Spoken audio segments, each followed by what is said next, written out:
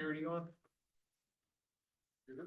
Oh, almost forgot about that. All right, welcome everyone. This is our monthly workshop meeting of the Board of Commissioners for Springfield Township. And Commissioner McNamara will not be here this week with us.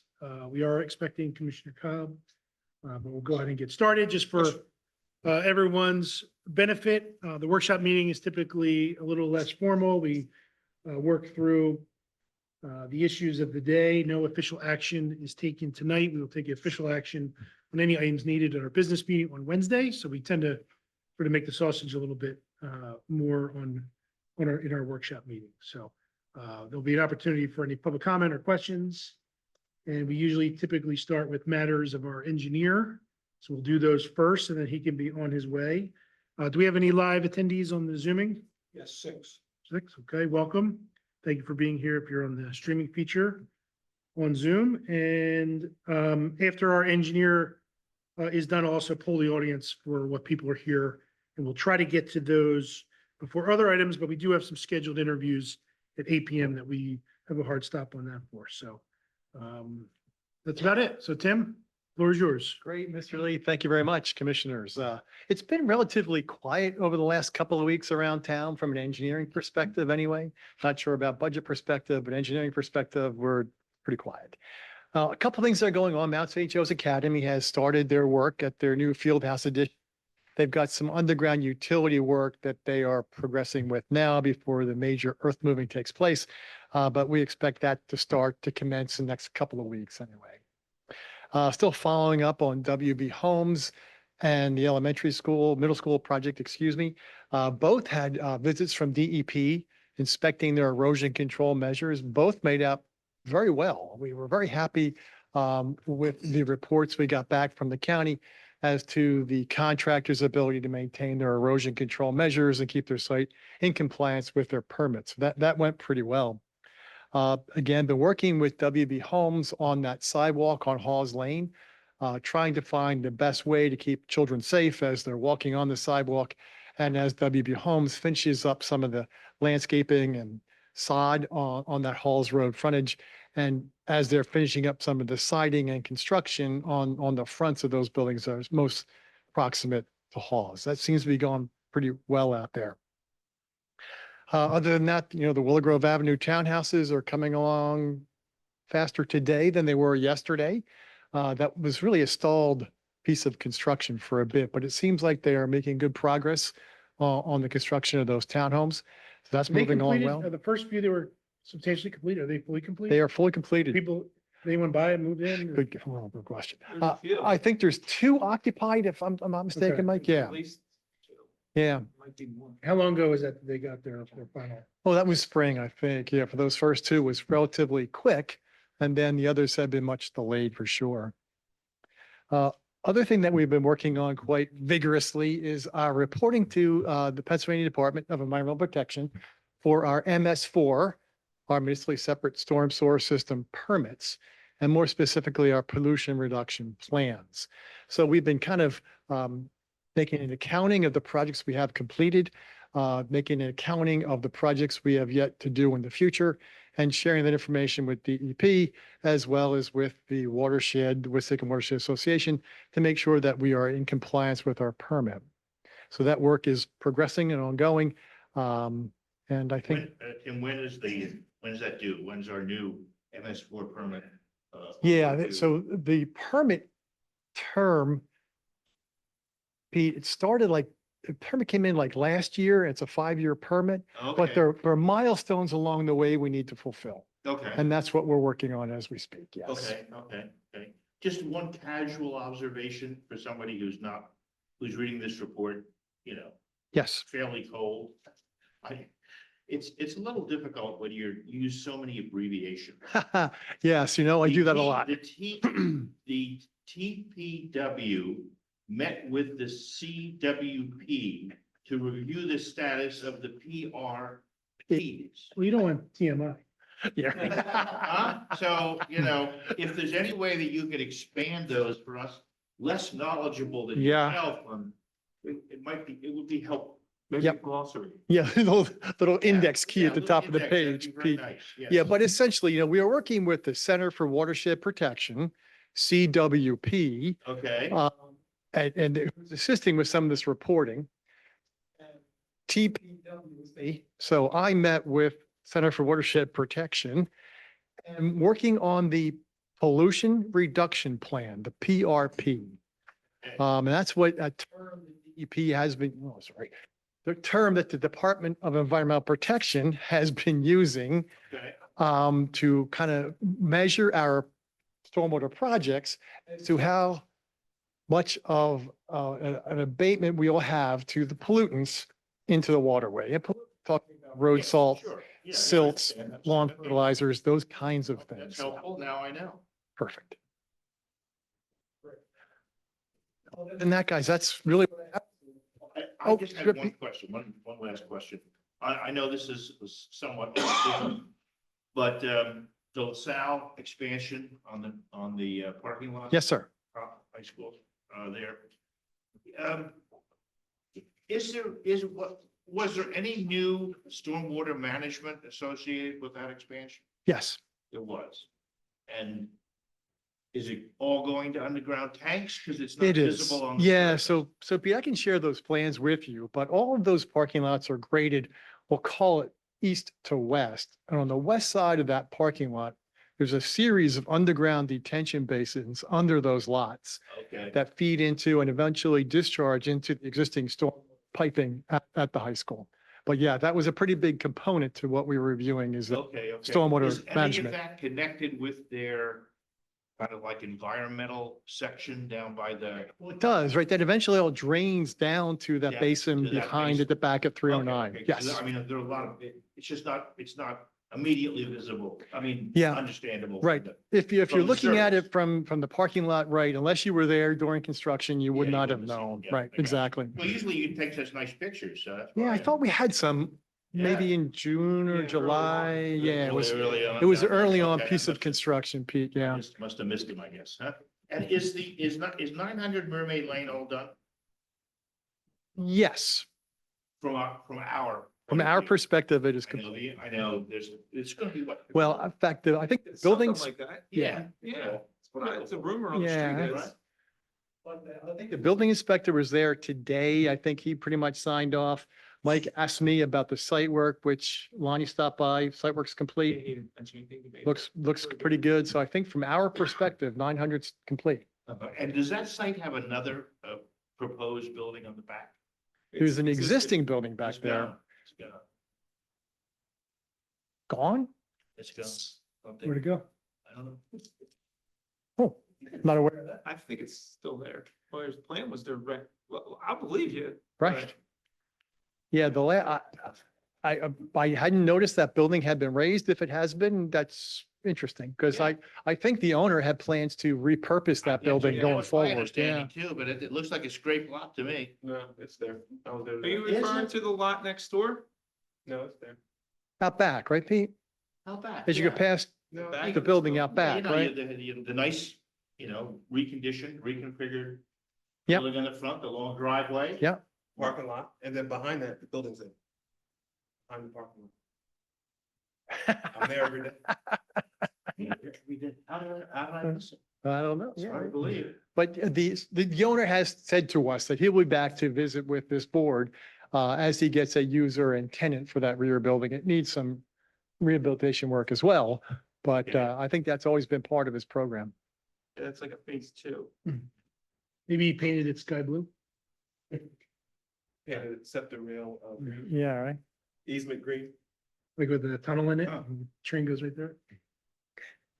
Tim, at some point we talked about the Cisco Bridge this summer and any updates on. Yeah, you know what? on that? Did I tell you last month, we had a good phone call with a bridge supplier, York Timber Bridge.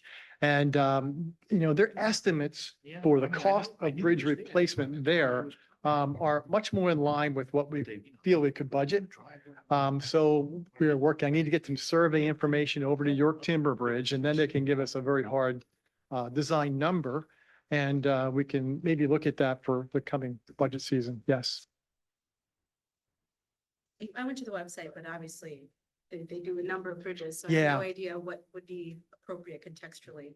I think what we talked about was flattening it somehow, maybe. having a- Yes. So one of the things we were looking at is better handicap accessibility to that bridge. Today, go up those steep ramps and back down.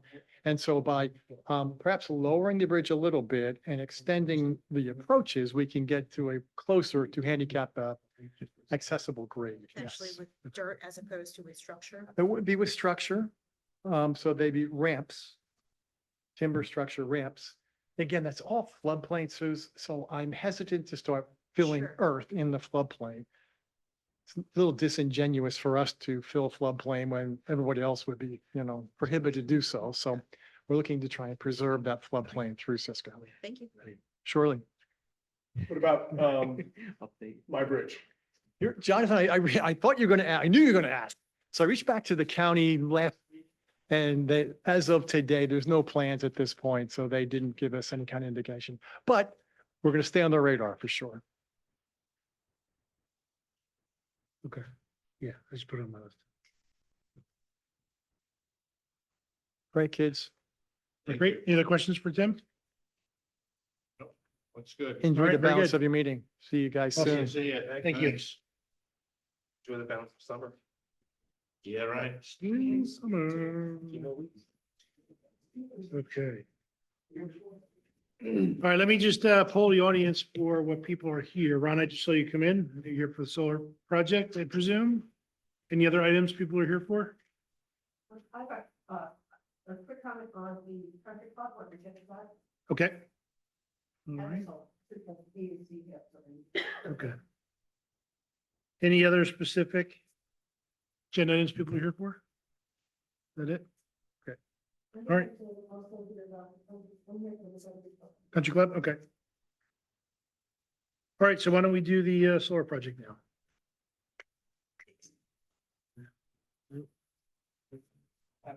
Tab O.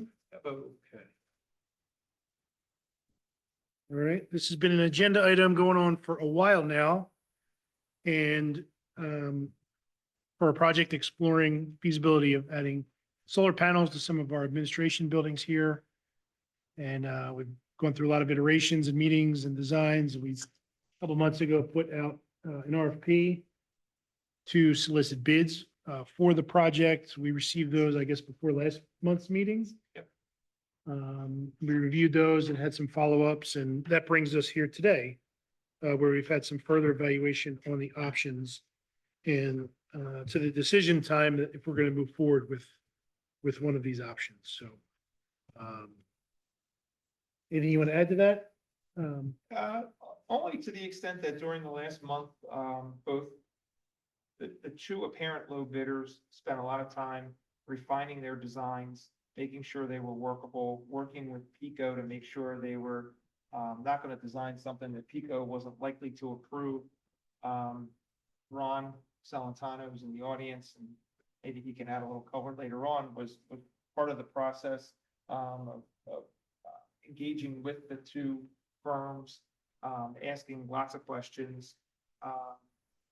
We think we've nailed it down. You have a recommendation or an overview of all the work that they performed, along with, I'll call it a recommendation, that the apparent low bidder, which is Spots Brothers, presents the best value for the design. And they would recommend that, you consider going forward with them if you want to do the project. The cost has come down considerably from where we thought we might be based upon an initial or preliminary design that was, just trying to maximize the roof of the building. It's a slightly smaller system than that, but it's about half the price. And then when you factor in the 30% rebate and Pico incentive, we come down into a much more doable project. The initial estimate was like about $1 million. Now we're down into the, $400 and some thousand area after the rebates kick in. So. Well, I guess that's one of my big questions. How assured are we that the rebates are gonna be there when we finally start the project or send the bills in, to whoever we send the bills into. We're, Unfortunately, you know, with the changes in Washington, there's with the, people here that follow this much more closely than Mhm. I. They can probably speak to that, but it's my sense from everybody that I've talked to that they're reasonably certain that the 30% rebate will be there. Now, there may be some changes in the guidelines that come around from the IRS as we move forward with the project, but nothing that would jeopardize the availability of the rebate itself. yeah, right. Okay. So long as but we the- keep our schedule and we don't drag our feet. Yeah, and there is a schedule for the rebates, right? I mean, Ron, maybe you could speak a little bit on that. A little bit, Yeah, a little bit only because it's always changing. yeah. Let's see. The schedule is really about, now I understand there's like sort of two schedules. In fact, I just saw something that came through. I have to sort of read about it for nonprofits, which is this case here. I think it's like if the materials are procured or a majority of them procured and the project begins before the 31st of the year, I believe it's going to be pretty Before much the end of this year. the end of this year begins, not to say it's Begin, yeah. completed. And that Does is does that mean buy all the panels? it probably means procuring most of that equipment. Yeah, a majority of that equipment starts and the project begins before the end of the year. That it's a very good chance that that could fall back on the original requirements that on the IRA that was already in place. Now, if it's after that, we still have to wait till some of these detailed requirements come out with foreign, products coming Yeah. into it, FIAC. So that then we want to make sure that at least the project gets in or begins and gets procured before the July of 2026. And then we have actually 4 years for it to go in, but you have to constantly be demonstrating that the project is going forward. There's no pausing or yielding for Well, that. it takes us 4 years. It's been a colossal. Yeah, failure, yeah, I right? agree. mean, I you know, totally agree. Unless, hey, and then I think there's sort of, not quite acts of God, but hey, you can't get certain things because of whatever. Hey, it could be tariffs. I mean, it could be something off the charts that's gonna hang up a project. But so I feel pretty confident that it's gonna be pretty good. In fact, and so Mike asked me to even kind of come up with a little bit of a, look into how did basically these two, contractors' bids come in with their modified versions as compared to, and I just do it, as compared to what I did a couple of years back. Right. And I was coming up with, you talk about just simple payback, sort of like I was coming with a 9.2 because I had a much higher cost for, It was 9.2 years. not, yeah, roughly. That was when it was going to cash out basically. And what I kind of did quick for Mike was Spots Brothers really came down to 5 years and Exact Solar was like 6 years. But then I went a little further because I did modify this pro forma spreadsheet that I had because I recently reworked it when I did some solar for schools, and I did that again. And that's a situation there was like, hey, we were very looking at rates not going up as much when I did the project here, but in fact, we clearly are seeing rates are going much higher, faster. So I took that into account. I also took into account, the borrowing rate here. I did it for 6.5%. Versus that was probably on the high side. So I have heard, which is the project I was working on for this other project, and they were saying, hey, 4% is maybe more reasonable. So when I took those two things into account, then it dropped to Spots dropping to 3.5 years Whoa. and Exact Solar 4.1. So I would even say because that's so low, even if things get a little wacky, it's going to be still under single digits a year of a payback, Do so. we know the sourcing of the most competitive proposals? I mean, are they getting their cells from? You mean, why are they so low or no? Well, no, I mean, how vulnerable might they be to another tariff on China's solar Well, panels? the whole industry would be probably hit at the same time. So it's hard to say. I'm feeling pretty confident that things I think are going to be, working out. There's a lot of things that are starting to cave, I think, with all the tariff stuff these days anyway. So, Possible that we can ask where they source their. oh, it's, solar I panels? think they all get them, those, Yeah, they they- all come from yeah, China. they're mostly going to be from China. I'm wondering, did any of those they- proposals indicate anything different that we source? from They did. Non-China source? They did. They gave us an option and they gave numbers for where that would cost. And it was a bit, it wasn't like dramatically high, like nothing that's going to be driving it to like 15 units. It was really modestly high, but But those there were are options. It's not like the options. Yeah. high bid said, Yeah. we're In sourcing fact, them US in and fact, Canada. so it even gets a little interesting because right now we're talking 30%. So maybe the scenario is, what they may have offered, the low bid was the fiat rules come out, that doesn't comply. Then we can't get the 30%. Okay, let's make it, domestic product. So not only do you get the 30%, you can tack on the 10% adder for domestic product. So it kind of spins it a little bit that it doesn't really increase dramatically. Right. So we do have a good option or exit out of that. In the other work that you've done for, like you mentioned, the school Mhm. districts and things like that. And have most of those been completed or? No, they're just starting. They Those, just yeah, started? because it was last year when we had the Solar for Schools program that was passed out of legislation. So and there were, God, I think there's, I forget how many schools, 72 schools, I think, applied for that. Previous was only residential, right? For the credit? No. Or was it wasn't nonprofits or No, municipalities? yeah, right. Nonprofits, what was new with that, going back to the Biden IRA plan, that nonprofits were never included into getting the tax credit. But this is different. This is about grant program. So the schools get, in addition to the 30%, they get like a pretty huge amount of grant money, the ones that were awarded those projects. So I don't know if that was what.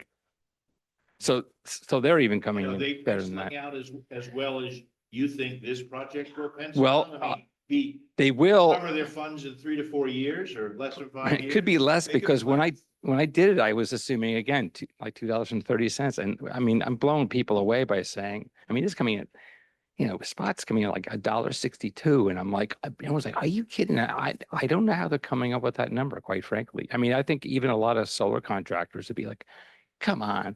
So I know they're reputable. They've done projects. Maybe they're really trying to get the work. Who knows if they're really skimming on what their profit margin is going to be.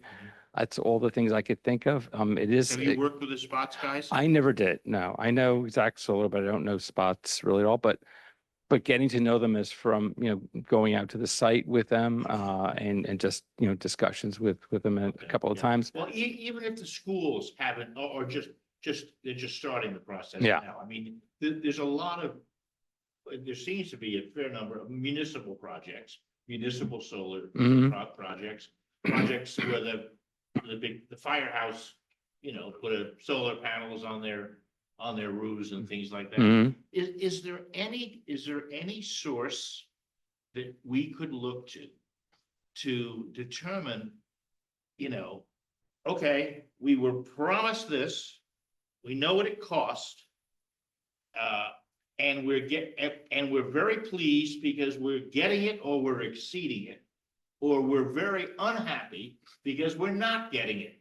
And you're, No, but let me just put it this way, and Mike, you speak the same thing of it. What we did do is we talked to them very carefully about, hey, we want to know that this price is locked in, and they were pretty, I felt pretty confident with that they were going to try to hold on that unless it's something really wacky. And really, we're really trying to make sure there was no. I'm not talking so much. Yeah, but about the that's total important though. That's Okay. important because it all comes down to what's that installation cost? We know what it's going to produce. We know that pretty much. So the numbers kind of fall out pretty easily. This is also delicate to the cost of the project up front. Yeah. Okay. And then so the other variable is, how is this, the federal Yeah, tax credit thing I'm going to come just in? wondering operationally, or I guess maybe it's my own little pet peeve, but Mhm. I don't hear people bragging about their solar systems. That's because maybe they're thinking of other things now. What, how do you, know, why, I mean, when you gotta, well, residential, you getting down to zero bills. I mean, maybe you got something else to think about because you accept that as a norm at some point. I mean, there's no question about how well they perform, you know? I mean, the weak point is the inverter's dying early, but then they got a 10-year warranty, so they can get replaced.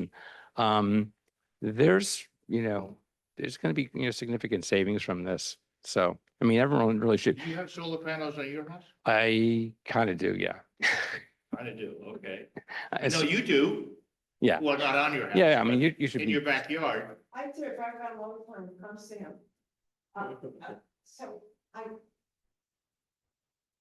Peter, I want to respond with who's bragging about their solar panels. Remember a couple years ago, we went up to Bucks County.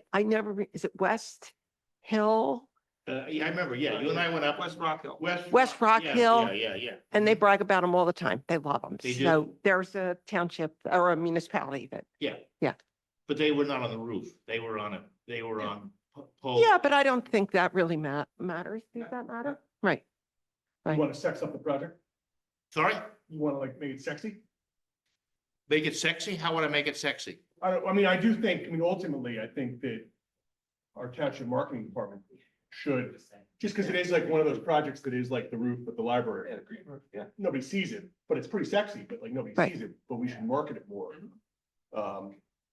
But, No, I mean, my big concern is that we're gonna spend all this money and then we're not gonna see the returns. We're not gonna get the money. We're not gonna see the money coming back to us in 3.5 or 4.5 or 5.5 years. It's gonna take longer.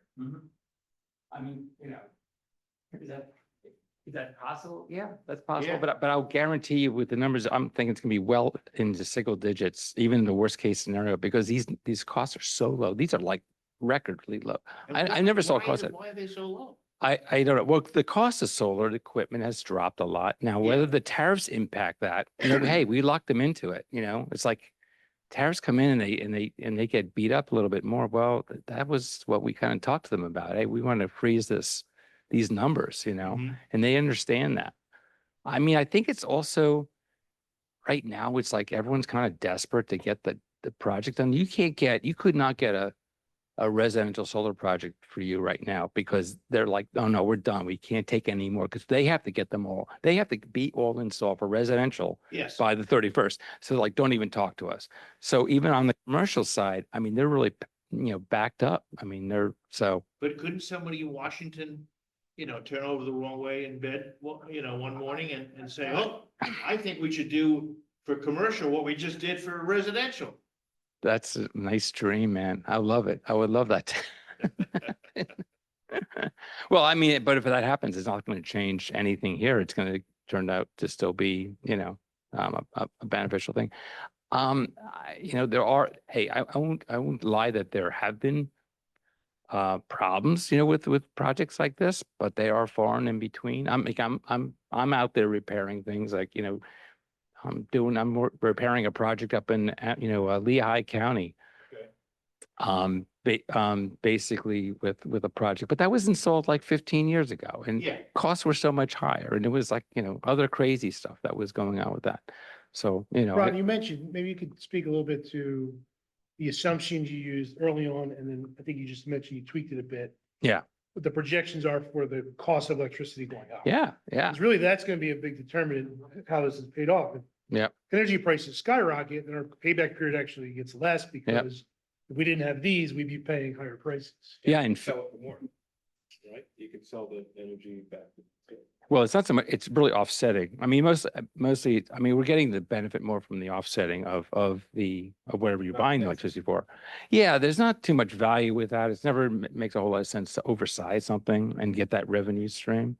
But that's the other thing too, though. How we're oversizing it to offset the library usage, so we're really trying to benefit from this whole framework. I should also add that I did not increase the current rate, when I did any of these analyses. I know right now, I know the PICO rates are higher than than what I did the analysis on. And that's because the, PJM capacity auctions they've already went through twice already. They're still jacking up higher and higher. We can expect that energy price to just keep What on going escalator up. did you use and what escalator did you use in the? Well, what I used, I think for, it was more like the rate was about 7, because we already buy from Pico. And I think it was about maybe 7.9 cents or something around there. I think it's much higher than that right now. I forget, I have it in the study, but I didn't change that number in both cases. The percentages, so there was originally I used a 1.5% escalation, which is actually kind of low. And usually we've always, the industry's always used like about a 3 or 4%, but because it had been flat for so long, I think everyone started to flatten that rate, but that was before everything went kablooey. And now so I jacked it up to 3%. So that was one of the changes I Well, look, made. if energy prices don't go up dramatically, that makes our payback period look worse. Mhm, But obviously yeah. that would be good for Yeah. everyone in a lot of ways. And I don't think anyone's expecting that Yeah. to be the reality. So anyway, I'm feeling pretty good about it. But I mean, I can always look at a dark side, but I'm finding less dark sides to look at this thing. And it's all because that price is like crazy low. So whatever. There was some comment on your notes or something about a requirement to have to buy a bigger transformer for Oh, one of the that's true. installation. That's true. Right. That could be an issue, but we'll see how Pico comes in. There's a way around that a little bit too. We could review that. So we matched up the general rule is the inverter capacities in KW should not exceed what the Pico transformer capacity is. We matched it right up to its limit, or maybe I think in one case, for the Public Works building. Now, Pico might say you have to increase the transformer size because of other reasons. So we'll review that. We'll see what the cost might be. It might be 30,000 or something. We were just throwing numbers out there. Versus saying, okay, listen, let's back down a little bit, but let's keep the DC side at the way it is or still very high. And what happens then is when you look at like a typical perfect day, you see a dome shape of generation. Well, maybe on just a handful of days of the year, it would go up and then be a flat top and come down. So we lose a little bit of that generation. That may be much more cost effective to take that slight loss than to drop 30 or whatever $1,000 to increase that. So we'll look at that. We'll figure that From a out. maintenance point of view, is the maintenance that's necessary on a system like this, would our employees be capable of performing all the maintenance? They only need 40 years more of school to do it. No kidding. There's nothing to do. I mean, we are living where we are. There's enough rain that kind of washes away. It's not like we're in the southwestern part of the country where there's a lot of dust and it really covers it up. It should be looked at maybe at least once a year, and just checking for like brush that might be stuck underneath them. But what's really important is to look at, the drainage on the roof. That's an important thing to make sure that's all working well. And it's the inverters that are dying, and if they prematurely, and if they do so, then they can be replaced, and that's okay. So I haven't read the whole thing in great detail. Mhm. I know there are a couple ways you can adhere these things to the roof. You can either screw into the existing roof system or lay a track and stabilize the track with weights and things like this. What is this called? It's a ballast. So there's essentially no penetrations. There may possibly be a few here and there, but I just generally think that there aren't going to be any. Okay. It's intended that there aren't any. So it's a ballasted system. It's in a tray with ballast, like it's going to be block or whatever to keep it, on the roof. And even on these slightly tilted roofs, it's still not, it's still within the low pitch. So we we have can do that. buildings here with 7 or 8 year old Yeah. roofs. Mhm. Do we need to put new roofs on before we? No, absolutely not. In fact, well, that was the other thing that was sort of a selling factor for Spots, is because they do roofing. Uh-huh. They were offering, and this blew me away too, to what they call strip all the seams that exist on the roof. They were going to do that for nothing. That means like you're laying a little strip on all the places where there's budding up or overlapping. Yeah. Which mostly solar contractors wouldn't be doing that, or it would cost to do that. But that adds even that much more protection of the roof. Sure. So it's like, duh, that's great. You're going to do that? That's awesome. Okay. And that was going to be free of charge, they told us. So that was great. And they're roofing experts too. So Sure. we're not. Sure. So is our contract here with Would this, would you be overseeing this installation or? Well, we could talk about that, but I think that was gonna, yeah, I It's was, gonna serve as an owner's rep for us. Yeah, Okay, yeah. okay. Right now, we have Wilson Engineering. Yeah. that are- Yeah, that are the on the hook engineers, through the yeah. end of the year, but Yeah. at some point, their time's gonna be done. And somebody's gonna need, Yeah. with knowledge base is gonna need to, yeah, make sure that they're fulfilling their requirements. And Ron's been involved from the beginning, so he knows. Yeah. What we've discussed. up to Okay. this point. and Wilson Engineering has been great, by the Yeah, way. yeah, It's, yeah. I'm like so glad they came on board. I mean, I could have done this stuff too, but I like to work in a team Sure. and they were great, to work with all this Do you time. know if Spots is bondable? I think They've we, done a number of, they're Co-Star's contractor. Okay, They've done work for Phoenixville Borough. I know that, 2 projects for them. which they bonded? Or I'm they sure they had to. yeah. Put a bond post down. some bond? Wasn't that, didn't we have that in the RFP? I believe we did. They have to be. It's a Yeah. requirement of the RFP. Yeah, yeah. I Okay, think it so was they in have to there. be bonded. they're Yeah, bonded, yeah. okay. And if you award a contract, we're gonna put a form of an agreement together that, will spell out very detailed requirements. Yeah. So what's the timeline for, assuming the board wants to move forward and approve this? I know we have some time sensitivity related to Yeah. the credit. Well, that's What's our like, timeline? that's getting down to really talking to Spots about, right? I mean, do have a schedule, but it probably gets down to the, nitty gritty now. Yeah, I'd say there'd be at least a month for Andy to work with their council, I guess, to put together the agreement. But all the while, it doesn't mean that they can't start, Yeah. doing some of the So we could vote meeting to with Pico. make the award Wednesday. And then in October, we could approve whatever construction agreement we come up with. I would say you to approve it subject to an agreement that's in a form acceptable to the township solicitor, and then that way whoever you would sign it once we have the agreement done. I mean, they would have to do this, stripping anyway on the roof. They gotta do that first anyway. So that could certainly be the one thing that I can start with doing, Okay. as We- well as we, getting the uh, equipment. We had our, is our intern still working on my requested project vis-a-vis? Township. She said that she got a little caught up in summer and some of her other responsibilities and, she wasn't able to fulfill that project. Oh, At the end. okay. I don't know. I had a couple questions. Yes. I've heard you mention, maybe flabbergasted is the word, the low price. Flabbergasted, that's, Is maybe it's there- too strong. Sure, well, I mean, is Yeah. there a true concern in your conversation with staff or in your own experience with it being a low bid in your past? No, I can't, I'm trying to think, well, yeah, what's the underside of that? And I mean, I don't see, because I have no question of their reputation. That's on them, so, and whether they did, I recall is when they did their modified version, they did change the solar panel model number. It's actually more efficient than the previous one. So I don't know, some of the installers either have, they may have warehouses with product already in place, or they've already locked in with a distributor, like, hey, we want X amount of, all these, all this equipment.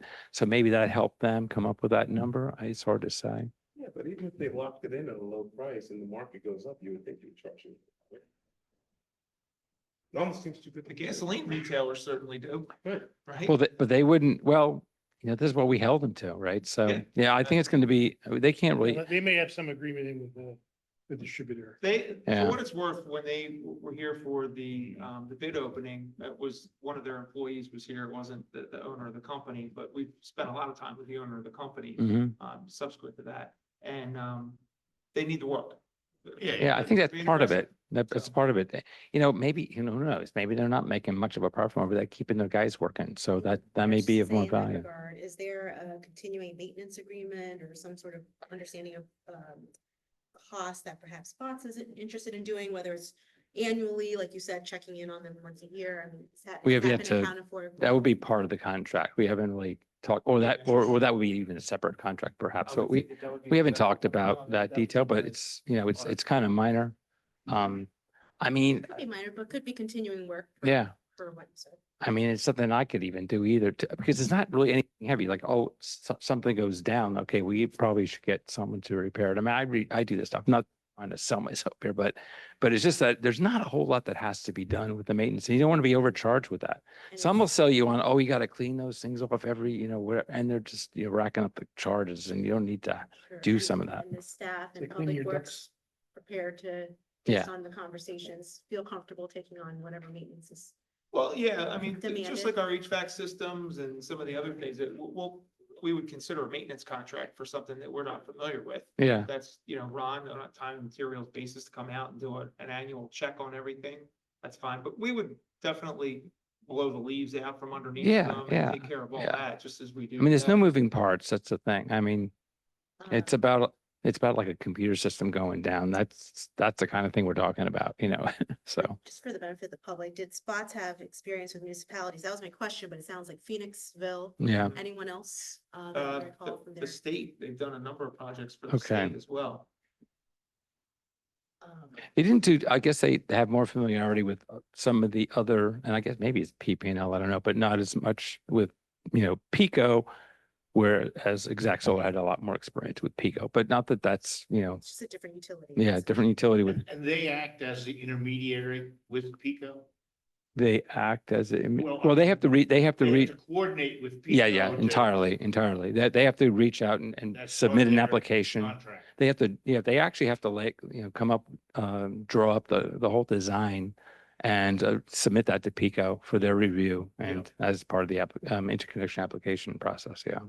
These questions are following up on Commissioner Wilson's. I think what he was asking is, so stay with me. Yeah. When did you start your solar career? Could you remind Me? Yes. Started, God, You derive your powers from the yellow sun. in the 70s. In the 70s. Yeah, so I was a little kid. No, But I'm in older than that that. time. Yeah. Can you name or a number or give some scale to how many organizations or clients have actively removed or reduced their solar investment? It only happens when and I've seen more recently, or I guess in recent years, it's happening more and more often. Because first off, they've been maybe in place 10 or 15 years, a roofing has to be redone.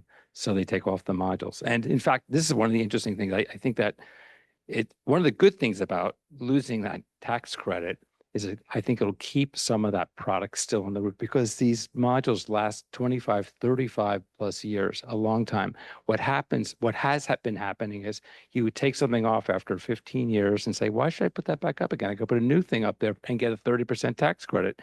And then you got to throw out or do something with that product that still works. So now I think that's going to happen. It's going to slow that down a little bit. So I think that's a good thing, but it's only because it wasn't because of it not working. It was more about, Not wanting to put a whole thing on a new. well, sort of thing. it had to come off because the roof had to be redone. So, But they and put it that, back up after yeah, the new- yeah. So we're talking, I can't remember the warranty on the roof here. It is 7-8 years now that it's been in I think it's place. like a 20 or 30 year. Yeah. warranty. So, that's important. That's an And so important in thing. that time, we will have already recouped our Yeah. savings. Hopefully, yeah. Yeah, yeah. Theoretically, at the Yeah. time that we would have to And- do that, and new technology would be available. According theoretically, to that kind of- Spots, the membrane itself is like Yeah. really, really durable. Yeah. Where you have your failures is what they're gonna overstrip with the seams. Right, So like, right, they're gonna, right. that's why they're doing it. Right. They just wanna make sure you've got a really good Yeah. sound roof. Right. Yeah. So the memory stuff is really intact. It's where you bring them together. I That's guess the it- weak I point. guess to clarify, it doesn't sound like there's been some large group of clientele, solar clients over the course of the last 50 years that have said, you know what, I invested in solar, actually, I changed my mind when it's time to replace my roof or when it's gone on through its life, unless there was some sort of cost or reason for not installing. a new- There have been a couple of cases where, they've taken taken it off and they decided not to put it back up and not get a new one either. But that was only mostly because I think it was just different people that were in place versus when it was first installed. But that, you're saying that's a handful of time. Yeah, yeah, yeah. Yeah, I just want to understand this. Yeah, yeah. 50% of your clients, they never. No, no, no, definitely not. I don't think that's the case. Definitely right? not. Yeah. Yeah, no, If that's you're not saying really. you can name 5 of them, that's pretty small. of course. Yeah, yeah, not, and not that to say that Sure.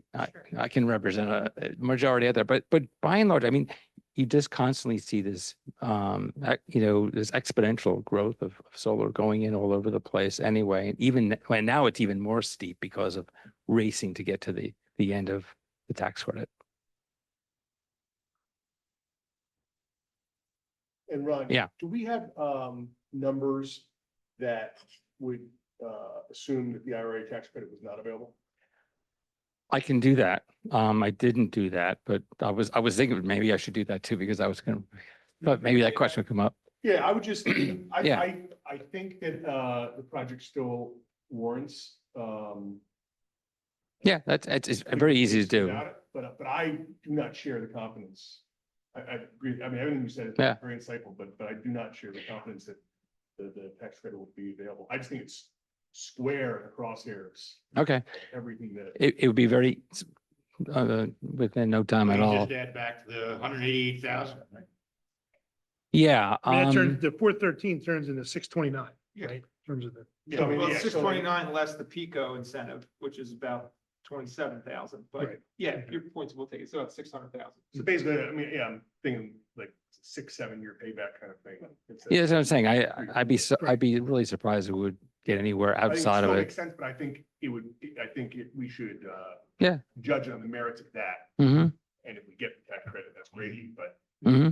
Yeah, well, I like, think that has more to do with how you plan to pay for it versus the payback on it. right? Yeah. Because like, I think I would suggest. that's you true. Pay for it out of reserves if you're gonna get some grant funding. Right.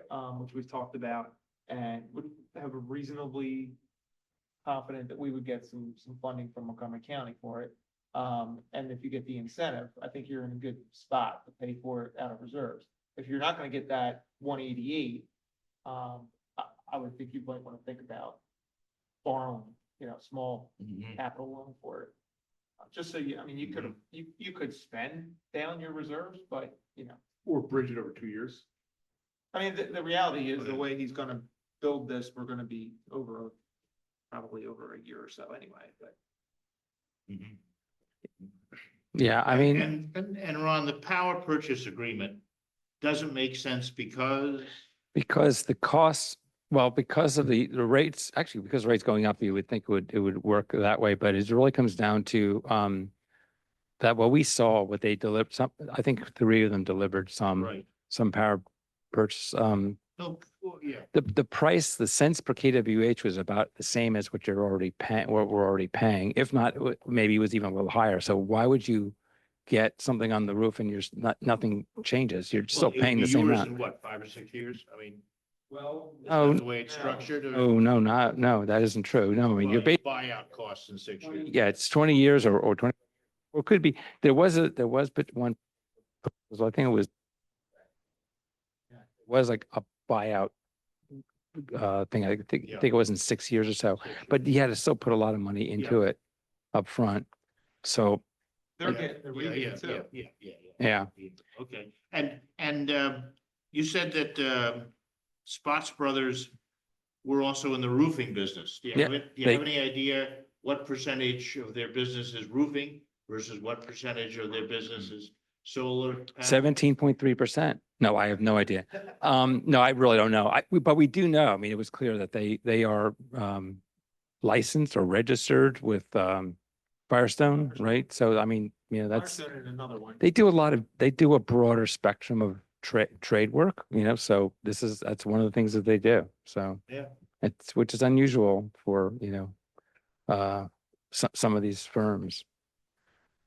I will say, some of these schools, unfortunately, because of the change up and, the concern of losing the 30% or not knowing where that lands, some of the schools are probably not going to be able to continue, even though that they do have even, more, because they don't have any money anyway. That's the thing. They have nothing to work with. But, in this case, I guess that's what's going to be a little different. It's going to like, okay, let's say in the worst case scenario, if the 30% isn't there at all, then yeah, you have to rethink of how you're going to be borrowing where that money's going to be coming from, we do have interviews in 5 minutes. So I just want Yeah. to Is Yeah, there anyone okay, from the sorry. audience as a question or comment? And then for the top. Yeah, for the solar, yeah. Okay. Anything else? I just wanted to make sure if anybody was waiting, they got a chance before we had to shift gears. We can always pick it back up, in 40 minutes, but you may not want to do that. Yeah, and just to follow up, it wouldn't take me long at all, but by tomorrow I could just do a real quick. Worst case scenario. Yeah, just take out the 30% and see how the numbers Yeah. look. Yeah. I mean, that'd be helpful. it's worth noting, as I think somebody mentioned, we originally budgeted about $1 million. for this, Right, Even with right. the 30% credit, it's still higher. Well, it was his than- best guess, Correct, 2 years ago, correct. whatever it was. And Yeah. thankfully, you and we were. I'm being glad I was so conservative wrong. about it. Yeah, So we should be really happy where this is headed. yeah. With the prices that came in. No matter how you slice Yeah, it, yeah. financially, it makes sense. And we haven't even talked about, we don't even necessarily need to talk about the fact that we're gonna be generating all this electricity that we wouldn't be buying from fossil fuel sources elsewhere. Yeah. So that's just an extra bonus. Well, that's it. I mean, the whole concept of this is that you're buying all your 25 years of electricity up front. That's why it costs so much. But then, hey, it's flat. But from there on all the way out, so that's why. We're gonna need it. I mean, Yeah. Mhm. okay. So what's the timeline from making sure we are in that, so if we award it Wednesday, we start the work, we get the contract drafted. What do we have to do to make sure that we have the best chance of getting that credit? To Commissioner Cobb's point, it could all blow up anyway, but how do we position ourselves to make sure we're not missing anything? I think we Move just have. quickly. Yeah, move quickly. Because and a we certain just- amount of money we gotta spend Yeah. before that- December. That kind of detail, I don't know, but I can inquire. I'm sure Spot's going to be also wanting to, because they know they're going to get hit too. If they want to make sure they can move in as fast as possible Okay. to make sure we don't come back to them and say, hey, we got to change this up. You know? Mhm. You think Spots would be available to talk to us in a group before Wednesday? I mean, With I regard mean, to, if people are interested, I You mean, set up a Zoom or something if you wanted. yeah, it'd have to be Wednesday. My day tomorrow is. yeah. I'm not sure what they could tell us within a day. I mean, it's more about, we all have the same intention of trying to, minimize that impact. So whatever it's Right. going to take, it's going to be hard for them or anybody to guarantee, oh, it's going to absolutely be this. Yeah, no, I understand that. Sure, no. It would just be getting more comfortable with Yeah, the contractor, with the concept. Yeah. Blah, blah, blah. But it's not essential. I mean, I can tell you that there's like I said, there's tons of.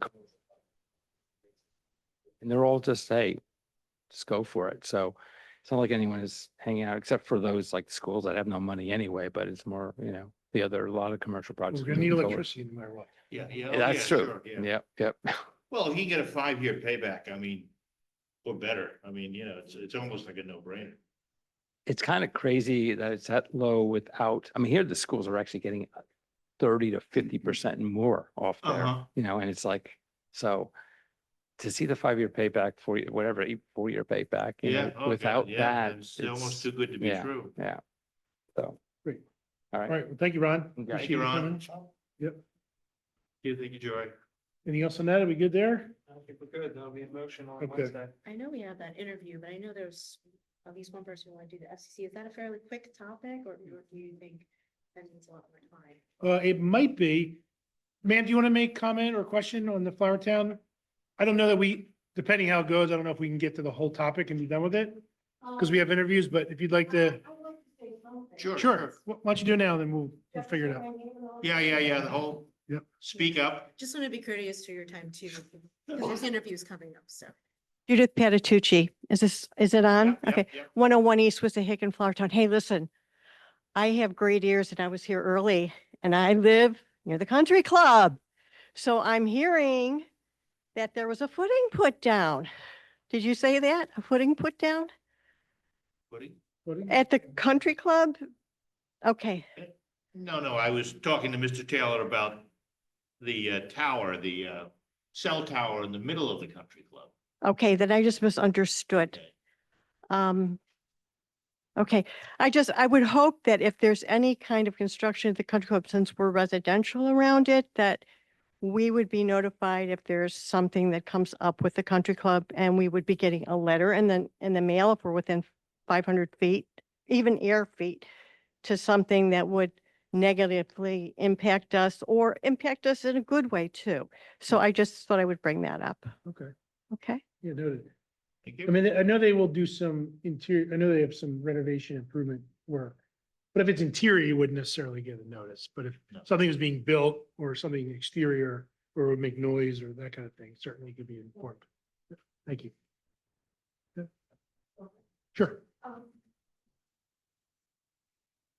Joy Berge, 100 College Avenue. And this was a follow-up to my suggestion last month that with the country club that we do the energy audits on that, and there seemed to be favorable, probably lots of opportunity for cost savings and reduction in pollution. And a couple of you asked me to look into grant possibilities for that because we have a grant currently to do the energy audits, redo the energy audits on these buildings.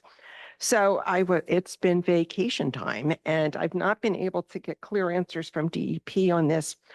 Mike, I don't think we're going to be able to shift the money left over on the Moore grant to solar funding, but I think that's okay.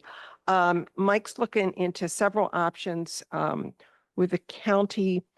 I do hope that we'll be able to apply again in 2 years for another Moore grant. That's $50K that we get for energy efficiency and or renewable energy.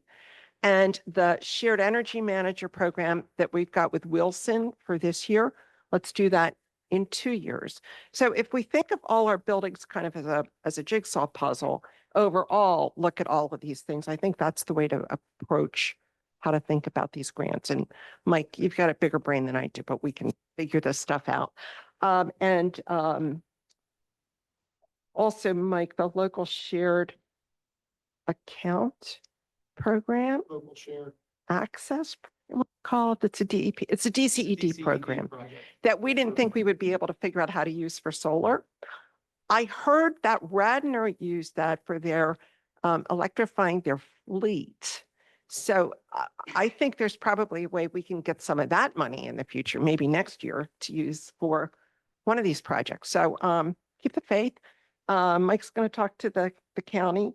And one other thing, I met, Montgomery County now has a chief sustainability officer. She just came on board last week. Is that Debbie, a sustainable position? I hope we so. hope She I- hopes so. I met with her this week, Debbie Remkusen, she's fabulous. So she's going to be able to help us at the municipal level. I think. Awesome. So, thank you, Great. everybody. Thank you, Joy. Thanks, Joe. Sure. Great. All right, let's get to the interviews for the student rep with the Parks and Rec. Elliot, you want to come on up? Just take a seat in the front row. And just for the benefit of the public, so we had advertised open position for a student representative to our Parks and Rec Committee, and we had 3 wonderful young people apply. So we're just going to do a meet and greet with them tonight. So Elliot, thank you for coming.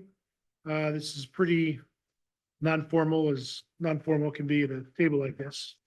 It's intimidating. So, I don't want it to be. I'll just have you introduce yourself, and then if any commissioners have any questions, we'll just do that. So just take a brief introduction. You gotta come up here, Elliot, and talk to us on the mic. Or you can take You know the what? mic. Why Oh, don't you you can take go the sit. microphone now? Yeah, and then sit down. Sit down. Stand there, Gabe. Whatever you want, whatever you're comfortable with doing. I'm Elliot Mitta. I'm in 10th grade at Springfield. Yeah.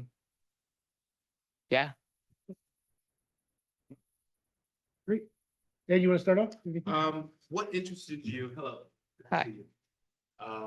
What interested you in this position? I found it interesting because originally it had been suggested by my civics teacher last year to do something like this, to look into government, and since that might be a field that I want to go into someday, I came and checked it out and I thought it was super interesting. At the meetings for the rec center that's going to be built. Eric?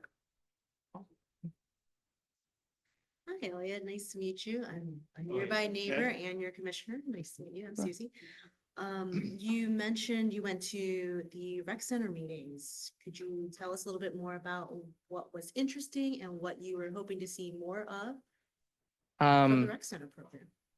I went to 3 of them. The one was on Zoom and one was like a community feedback. It wasn't an organized meeting, but the one that was here, I thought it was interesting. I liked the way it was organized. Everyone had like organized thoughts. We split off into groups to talk about it.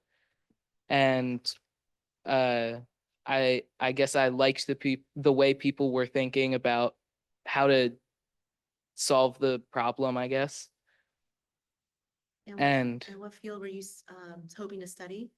maybe law someday.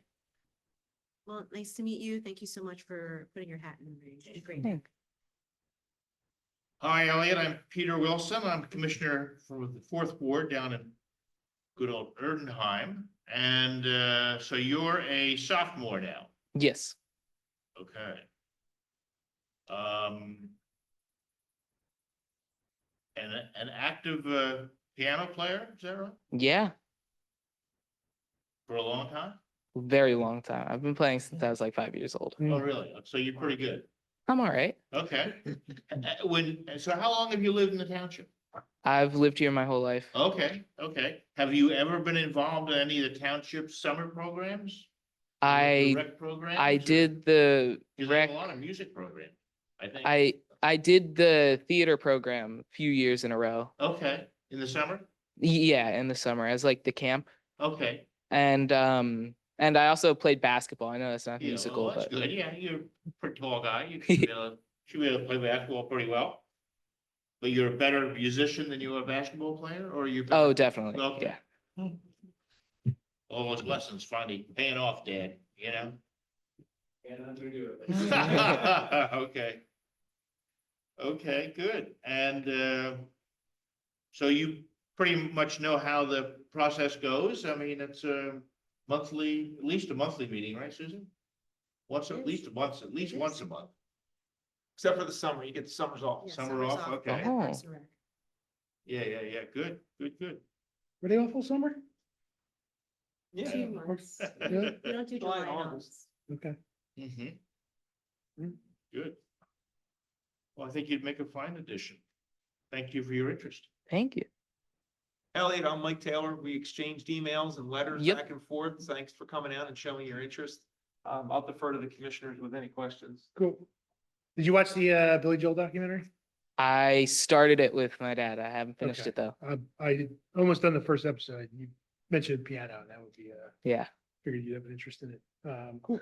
I know I mentioned that when I ran into you, recognize you from all the middle school plays. I know you're in high school now, but Yeah. you always done a nice job with that. Tell me a little bit about working as a summer counselor. Like, what did you get out of doing that? Working as a counselor, I think leadership skills, because it was a lot of like they gave me one other counselor and like 30 little kids Whoa. that I had to keep track of. So learning how to deal with all that helped me kind of creatively solve problems and some weird problems Mhm. And quickly. quickly. Yeah. Right. Well, Kids tend to be sometimes. weird.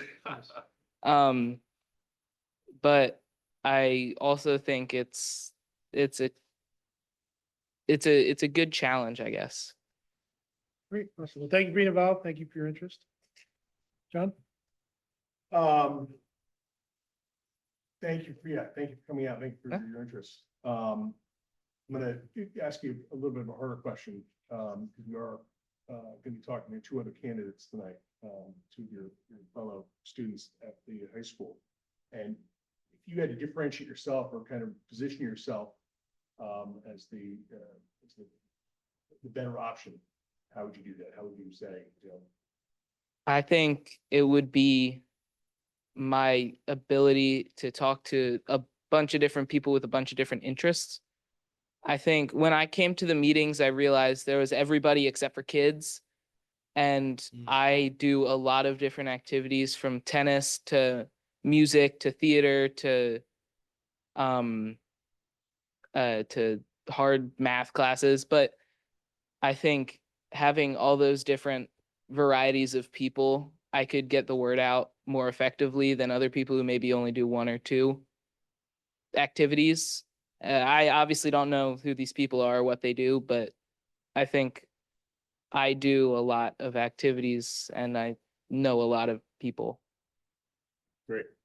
And, do you have any other interests besides the Parks and Rec Committee? And if there's another committee that had a student volunteer, liaison or representative, would there be another committee that you might have interest in? I haven't really looked into the other committees, what they are.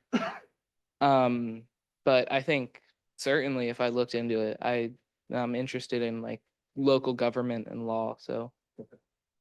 Oh, great. Thank you. Thanks, Elliot. Your name was pretty familiar, so I just looked it up. I run the Chestnut Hill High School Basketball League. I saw you broke your finger last. I broke that my held hand. up, or I couldn't what? play. You're back in business. Well, my question was, with Parks and Rec, it is a lot of the rec, it would involve, things like the sports that you're involved in. But, it's also about the parks of the township and, how they're enjoyed by everybody, whether it's just, sitting, enjoying the bucolic settings and all that. Is that something that is also a passion of yours or something of interest to you? Or is it more on the sports and activity end of things? I think I also enjoy looking at cool views and flowers. We're really big travelers, so and we constantly hike and go to national parks and things. So I think I do know how to appreciate nature and cool settings, I guess. Thanks, that's all I have. Craig, do. My name's Craig Lloyd. I'm the Assistant Township Manager. And with your talk about, just speaking about nature and everything, I do the staff liaison for the Shade Tree Committee. So would something like that interest you as well, down the road or in lieu of the recreation, position? We have some pretty dedicated members to the Shade Tree Commission. And they also get involved with some plans for any subdivisions or any new building plans that come to the township. That way they can look at those plans to see if, replacement trees are being incorporated as well. So would that be something that would be interesting to? I think it certainly sounds interesting. I should look into it more. And which one's your favorite national park that you've been to? Ooh, I think the coolest, we just went to the Badlands. But I think the coolest one I've ever been to was Glacier National Park in Montana. Very cool. It was really nice. And do you fly out to Dakotas and then drive, or do you drive out there? We flew to South Dakota. Elliot, do you have any questions for us? I don't think so. Yeah. Awesome. Thank you. We obviously have a couple more interviews. We'll discuss it and we'll get back to you. Thank you. All right. Thank you. shortly. Great. Thank you. Nice to meet Nice you. to meet you, Elliot. Craig, do you want to see if Gracie's out there?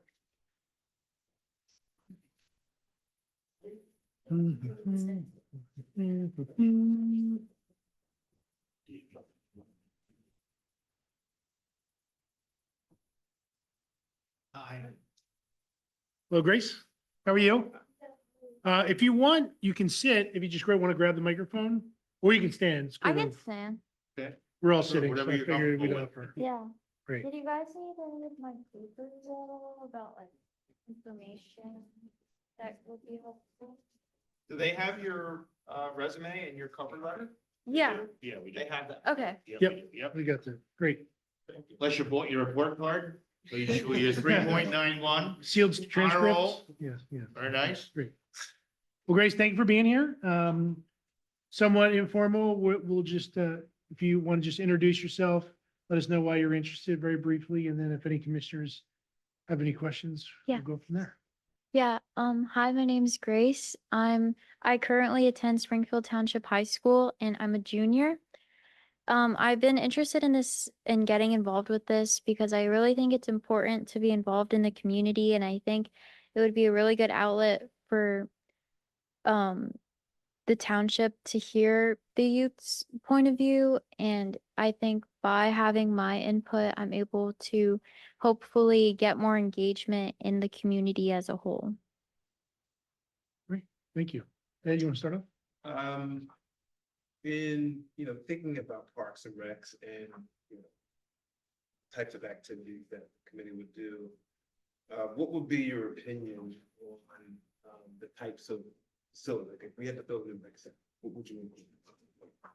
Next year, I think I would make sure to include something that would be versatile for all ages, like in a rec center, some like an activity that everyone can be involved in. And I could you explain more by rec Yeah, sure. center? I think you answered it fine. I think you did a good job. It sounded like you said you would, like a space that multiple, people could use. That's a perfectly fine answer. Hi, my name's Susie. I'm a commissioner in Woodmore. Nice to meet you. Thank you Nice so to much meet for you. submitting your application. We're looking forward to hearing more. Could you tell us a little bit more about your interests and maybe, I know it's already so soon to decide, but Yeah. have you already decided what your interests are when you graduate high school? What you Yeah. want to do? And Yeah. tell us a little bit more about that. Yeah, I currently am really interested in pursuing nursing. Um, I've been looking into colleges like Drexel or Rutgers recently.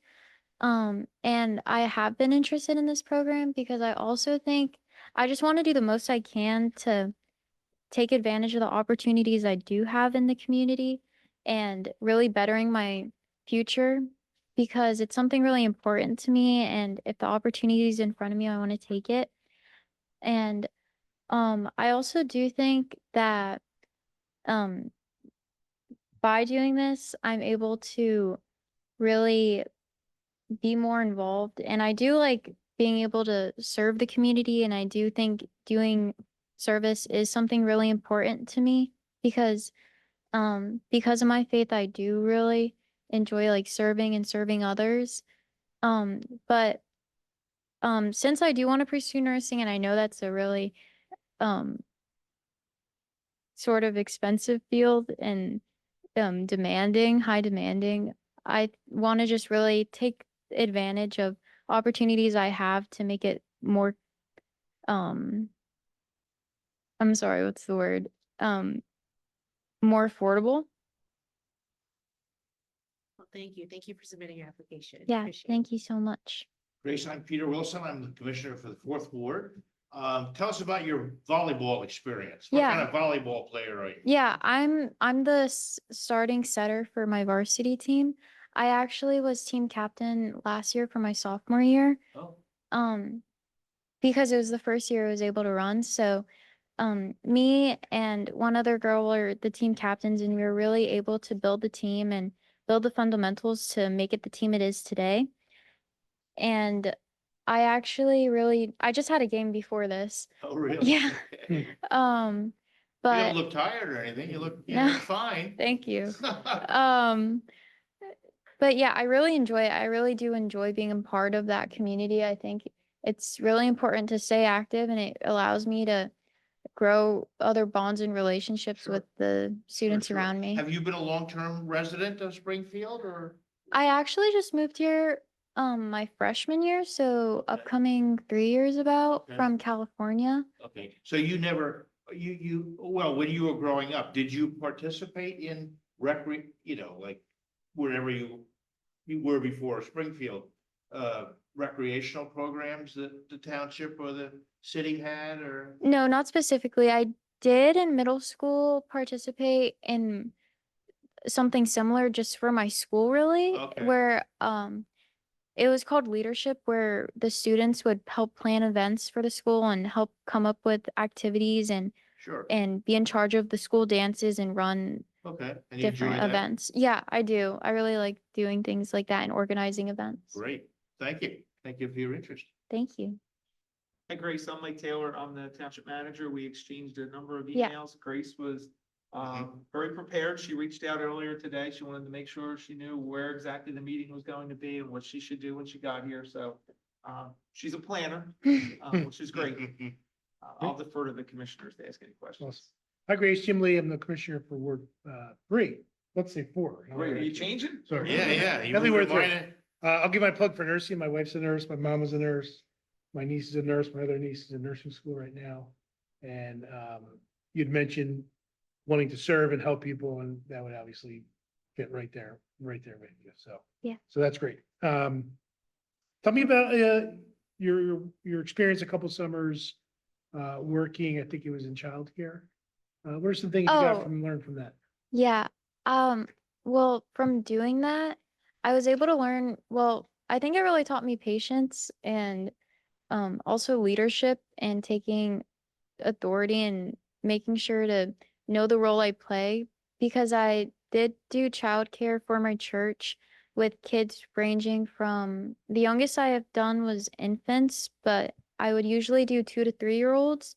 So I was able to really work on having patience with people and learning how to also work with the parents and ensuring the trust of the parents that I was taking good care of their child while they're attending service, and also learning how to teach people and to take leadership authority with all the kids, because I would usually be watching about 10 to 15 at a time of toddlers. Very well. Thank you. Thank you for your interest and willing to serve. Yeah. Mr. Cup?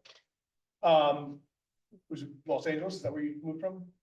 I'm near there, but yeah, Southern California. That's a dramatic move. California, Yeah. Philadelphia. Yeah, it was a really big move, and it was something that I really had to adapt to with like a new community, new environment. More snow.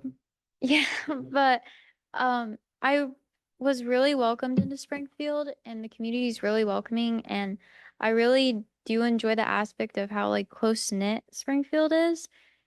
And I think it made it a lot easier of a move for me, and I was able to really get to know everyone around me very quickly because of how Springfield is.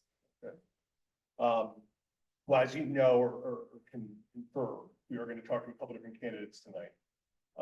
And assuming we don't go forward with like a Hunger Games type competition spot, how would you differentiate yourself from maybe a couple of the other candidates? Just sort of how would you say, I'm really the person that would be the best representative, the best suited for this role? Yeah, I would say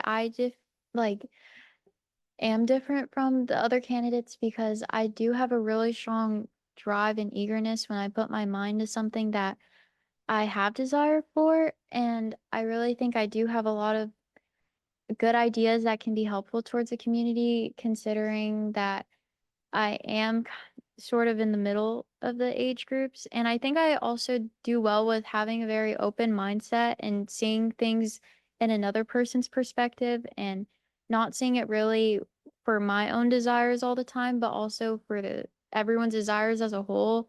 How like it wouldn't only be beneficial towards me, but is beneficial for everyone. Great, thank you. I'm Brendan May. I'm the commissioner for Ward 7. Thanks for coming out. No, thank you. I think as far as my question, it would be, of the different committees that we have, what do you think piqued your interest in Parks and Rec versus any others that exist here? What piqued my interest in this specifically? Well, I really do enjoy the events that you guys do hold, and I really do I personally really like going on the trails near here for just walks, and I just think it's something really important and something that we can really take advantage of with the parks and the trails to really hold fun events to bring everyone together and to commence in gathering. Great. Yeah, thank you. Great. Grace, do you have any questions for us? No, I feel like I don't have any questions. Okay, great. So we are meeting with three candidates and we'll discuss later tonight in private and we'll ultimately let you know probably by tomorrow, right? I guess Yeah, by Wednesday after you vote. Wednesday, right? Yeah. I'll send out a Yeah. letter. Thank you Okay, so thank much. you. Great, thank you, Grace. Grace. I was born in Whittier, outside of LA. Are you familiar? I'm sorry. I'm from Whittier, outside of Whittier, LA. outside of LA? So my family's in La Puente, Walnut, Oh, Whittier, down to Walnut? 66. I think so, yeah. Was Whittier the north, west, east, south? It's like west, LA? northwest, Northwest LA? Yeah, I think. north yeah, of LAX. north of LAX. Yeah, I think a lot of my family. Yeah, well, welcome, kind of welcome again. It's been Yeah. 2.5 years. Sounds like you've had a good welcome, so Yeah, thanks so much for you're coming. welcome. Great. Thank you. Fantastic. Great. Okay, Thanks, bye-bye. guys. Thank you. You too. You know pronunciation, the Kedar? Kedar? All right, no worries. She's like, I have no idea. Yeah. I just got in cars and just went. Yeah, That's my kids. Right, Yeah. So our third What candidate is here? that town on the other No. side of the river? Who knows? All right. Yeah, I don't know. Yeah, when you're a kid, you just get in a car and you arrive. Right, yeah, yeah, someplace. it's out there someplace. Oh, yeah? Okay. He's Where do I live? no. I know. Well, actually, I'm not Oh, sure. cool. On the road by the. He actually got. It was a tree in my yard. You know She your knows where the address. airport is, anyway. Well, That's the that's important true, thing. that's important. Most Cool. compassionate another year. Nice. Why you never want to fly. We're gonna out have of three that. very good candidates. No, Yeah, she was. I don't know if you have much Yeah. choice. no. I haven't been to LA.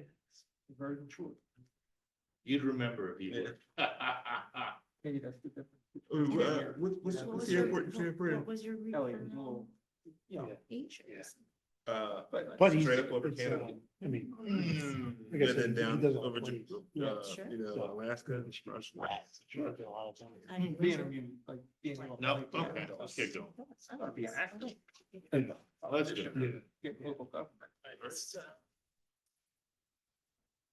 Nobody's out there. Should we just move on Let's to move the along. next business? All right, why don't we do a short, we'll pick a short one. Maybe shows up. he Parking on shows up. Long Grove Avenue? Parking in Willow Grove Avenue. All right, what's that one? That day. Wonderful. All right, let's do tab A. I So think- this is I a think sight Susie's line right. coming out of Locals. It's well warranted. If anyone's ever Yeah, pulled out of there, it's yeah. a nightmare.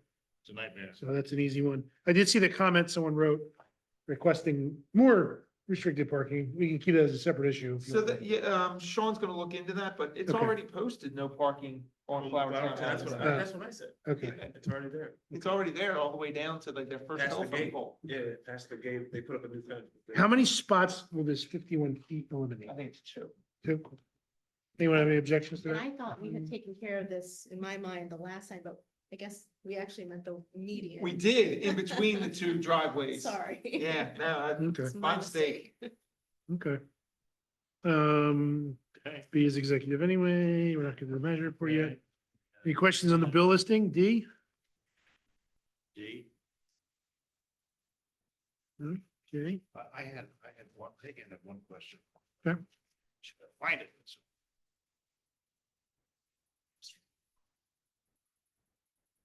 Oh, yeah, okay. Page 4 of 11, the bottom, Groff tractor and equipment.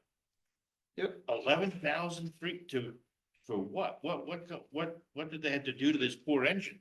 Well, they didn't do anything to the engine. It's the main cylinder that lifts the bucket of the loader. Our new loader? No, not the new one. This is the Oh. old one. Oh, This is this the one that the- we use over at the leaf dump. Oh, okay.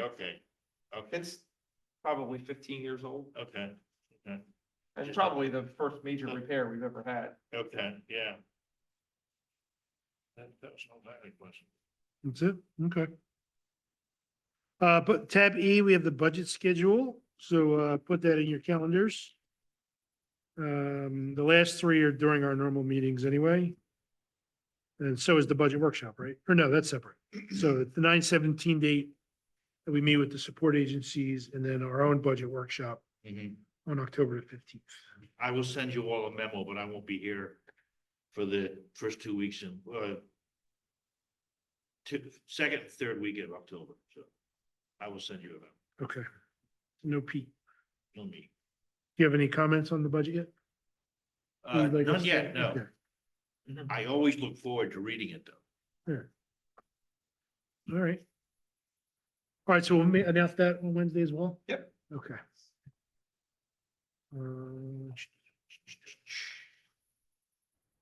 Why don't we do professional fees, tab H? For the engineer. So the request is pretty self-explanatory.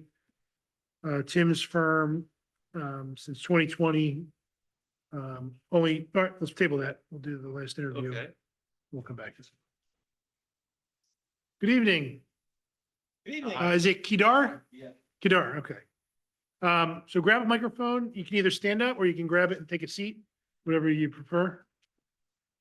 We're all sitting, so we figured if you want to All right. be Whatever you comfortable want to do, too. whatever you're comfortable with. All right. I'll sit. Great. Kedar, thank you for being here. No problem. So this is pretty informal, so I'll just ask you to quickly introduce yourself, your name and why you're interested, and then if any commissioners have questions, we'll go around.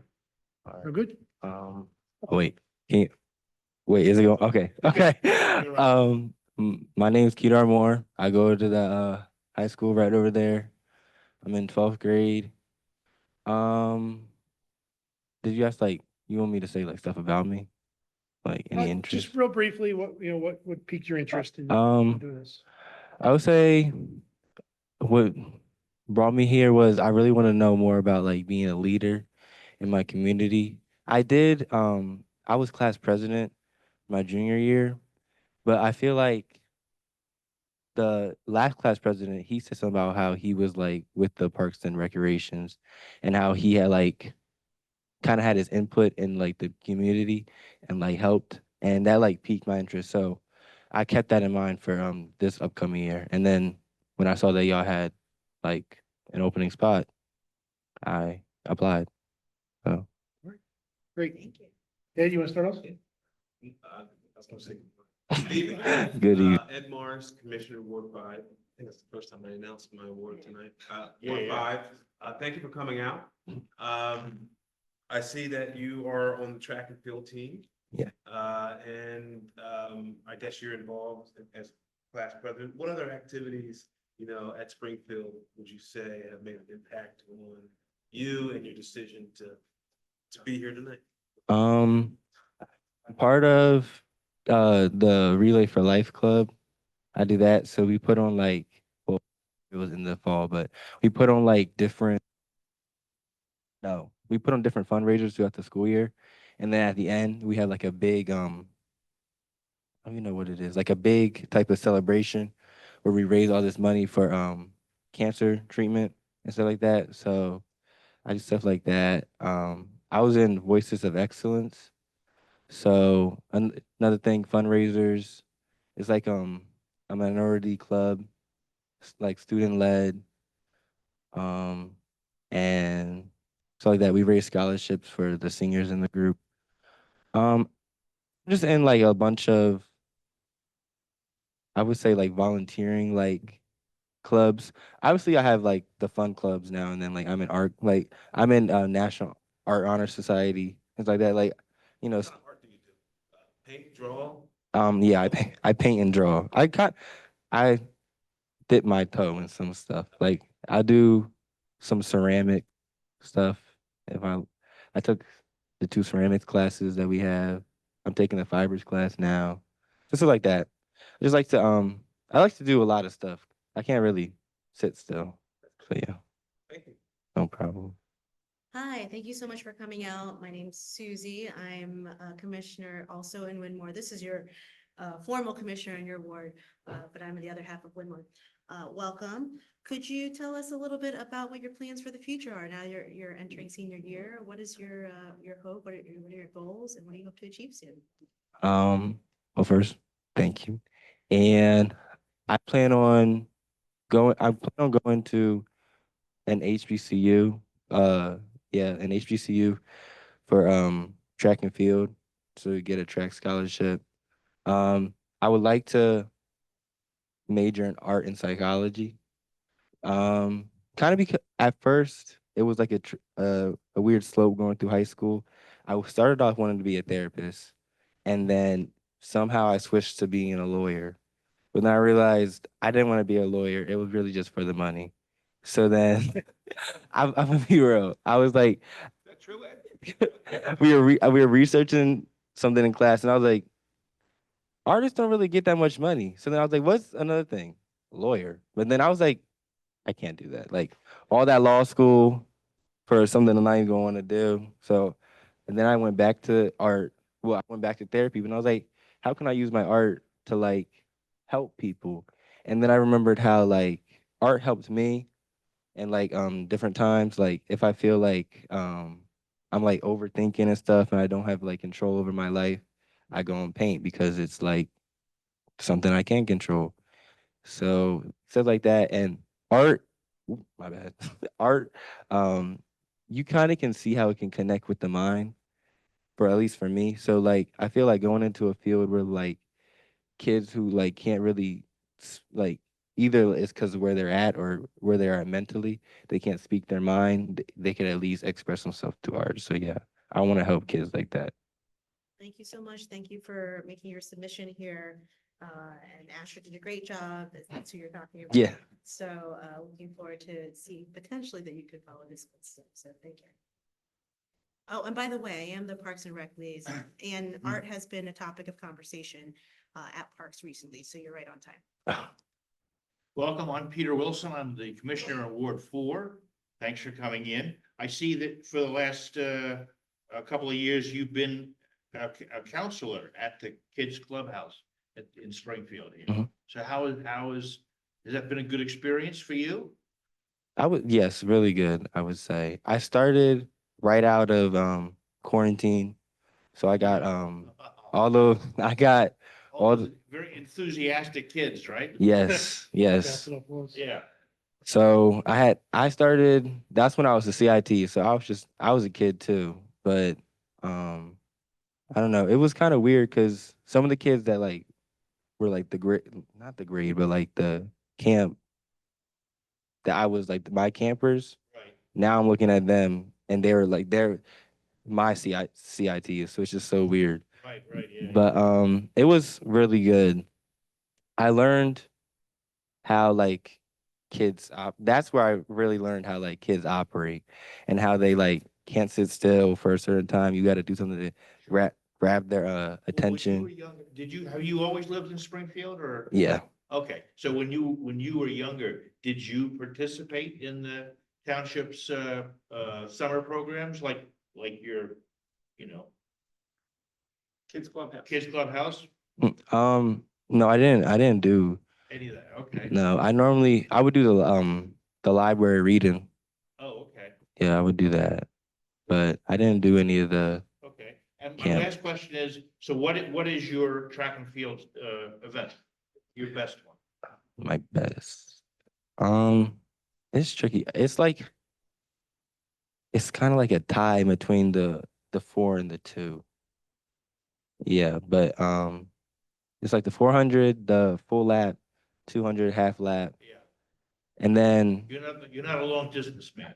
no. Okay. But I'll do. But you're not a sprinter either, right? What's the longest sprint? Yeah. Yeah. I'm starting to train for the decathlon Okay. because I wanna get into that. Because I already did like I did the 1, 4, 2, pole vault, long jump, hurdles, like all that. So I was like, I might as Pole well, vault? yeah, Pole vault? pole vault. Pole vault? I can't even say it. I could never do it. Did Not saying. I did those events in Oh, college. man. I was Well, a thanks. utility Yeah. I did most of those events. In Did you? college. Yeah, I could never do the pole vault. No. I jumped. Okay, thank you. no problem. That was good at the low jump. Broad jump, yeah. Hi, Kedar. I'm Mike Taylor. I'm the township manager. We exchanged emails over the weekend. Thank you for coming out on short notice. I know the board was very interested to meet you. And before the meeting, I checked with Emily. I said, hey, we have one of your counselors that are coming in, and she was very complimentary of you and spoke very highly of you. So welcome. Thank you. Yep. I have Jim Lee, Commissioner for Ward 3, and your resume is already putting most of us to shame. So I do acknowledge, very impressed with how much leadership stuff and just participation you're involved in. So that's really great to see. I'm curious about the smart mentorship. Can you tell me a little bit about that and what that entails? Yeah, that's new coming to my school. I forget who picked it. I think it might be the assistant principal, but they went around and picked like a few people in my grade, and we're gonna be paired with like I would say 3 or 4 freshmen, and we're gonna like meet them, get to know them, and then throughout the year we're gonna like be their mentor. We're gonna just do like check-ins with them. He didn't really say how we had to, but I was probably just gonna like talk to them in person because it's always just better. But I was just gonna go like say hi, like how y'all, like introduce myself, and then we just check on them throughout the year, check on their grades, see if they have any questions, if they want to like see if they want to join a club, see if they want to do a sport and stuff like that. Like kind of get them out there. But we're only gonna not only, but we're gonna be paired with people who are like that we have similar interests. So that's why it's like kind of taking a little bit, because like we have to like see where they're gonna go and then be like, oh, like me for example, track. If they hear a kid saying like, oh, so I want to join the track team, then they're gonna be like some like they're gonna connect us. So So are yeah. you in the running to be class president again? Yeah. Yeah. When does that happen? Is there an election? It's funny you mentioned it. They just told us information today, and elections are Friday. So yeah, I got to get all my signatures in. All right, very cool. Well, again, thanks to you. Thank you for applying, being willing to serve. Thank you very much. Mr. Cup? Thank you for coming out. Just come up with your senior yearbook for you. I was thinking doing this one quote by Frank Ocean. Do you know who that is? Oh, okay. Yeah. Yeah, where he was when he was like, I ain't a kid no more. We'll never be those kids again, you know. No. It's like this quote. He's like, I'm not a kid no more. Like, we'll never be those kids again. And that really just like, wow, like that to me just embodies senior year. Cause it's like, obviously I wouldn't say 18, you're grown. But like, once when you pass from high school, like that era of life is like gone. Like, you will never get that back. It's over. Yeah, I was gonna say, you're a couple weeks into senior year. Don't rush. Don't rush. I know. Enjoy it, savor it. Yeah. It's time to look back and You're just getting despair started. later. Yeah. As you know, we're gonna be talking, we're talking to a couple different candidates tonight. Mhm. And so, I'm gonna give you the hard job of, trying to sell yourself, like why you'd be the better representative, to the committee than some of your peers or some of the other people that are, applying for the position. What differentiates you? I would say, like I said earlier, the way that I'm like involved in so many different things, and I'm always putting myself out there. And the fact that like I'm not shy to speak out or shy to like voice my opinion, even if like I'm the only one in the room. Like, I don't know, if we're in a discussion and like like I don't know, this is just an example. Like all y'all are like, oh, let's get rid of the Mermaid Park. And like everyone's like, oh, I want to get rid of it. I would raise my hand and be like, well, I don't think we should get rid of Mermaid Park because like, if that makes sense, I don't really, I wouldn't say like in a bad way. I don't shy away from like uncomfortable conversations just because I'm scared of having it.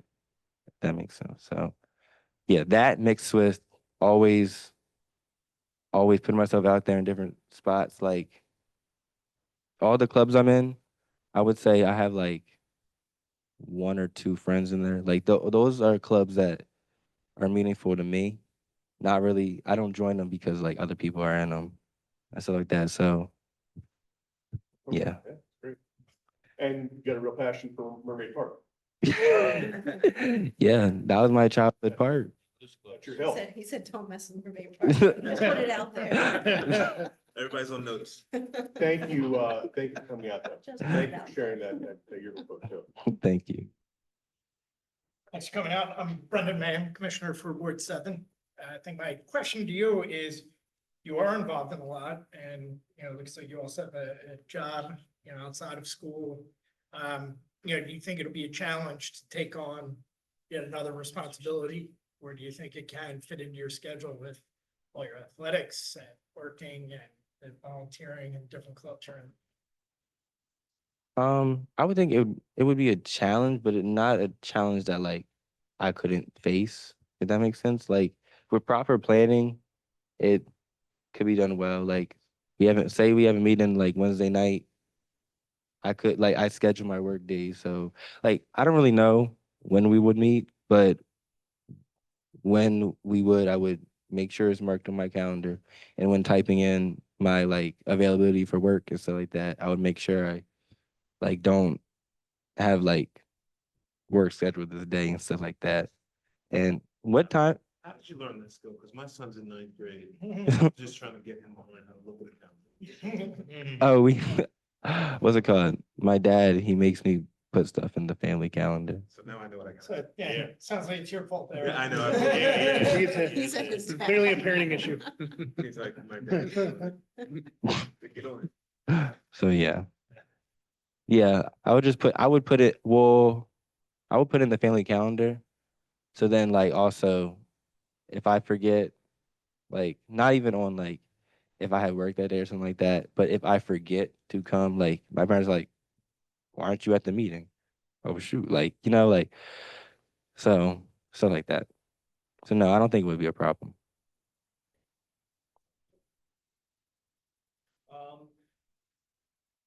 As far as track, what's the maximum number of events that you can participate in at any meet, particular meet? I know it used to be 4. I didn't know if it's still the same. It depends on the meet. Some meets I'm in, it would only be like 3.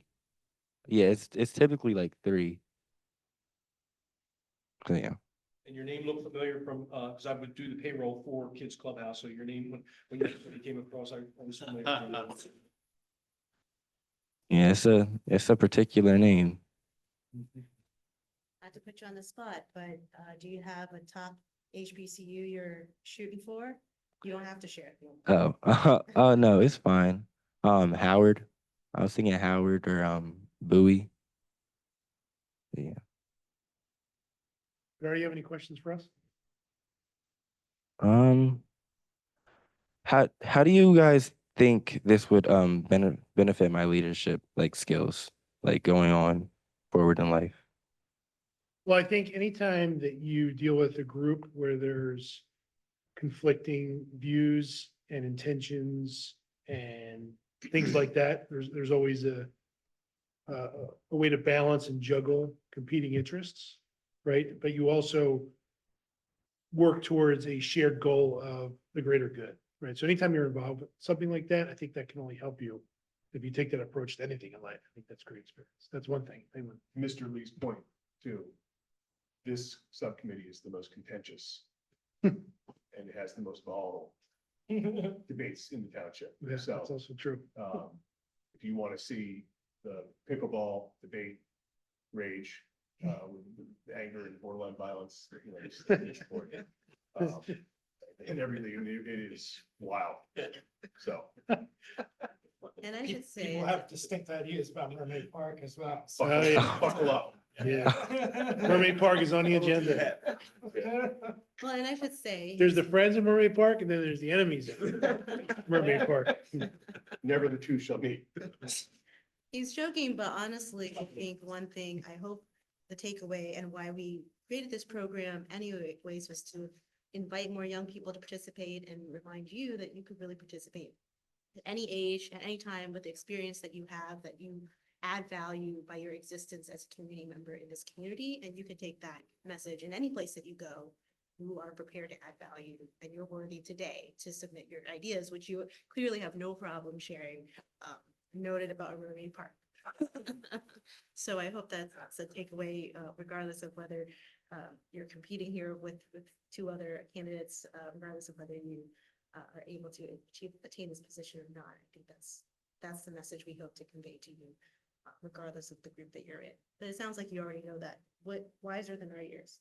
But also, and this is brought for Parks and Rec, does represent the whole township, so not just youth sports and kids and then recreation, but, you know, our older residents and then, you know, basically anybody in the township that's going to use it. But one of the unique things that I think the student representative has is to be a liaison to give voice to, you know, maybe some desires that you and your fellow classmates might have or want to see in the township.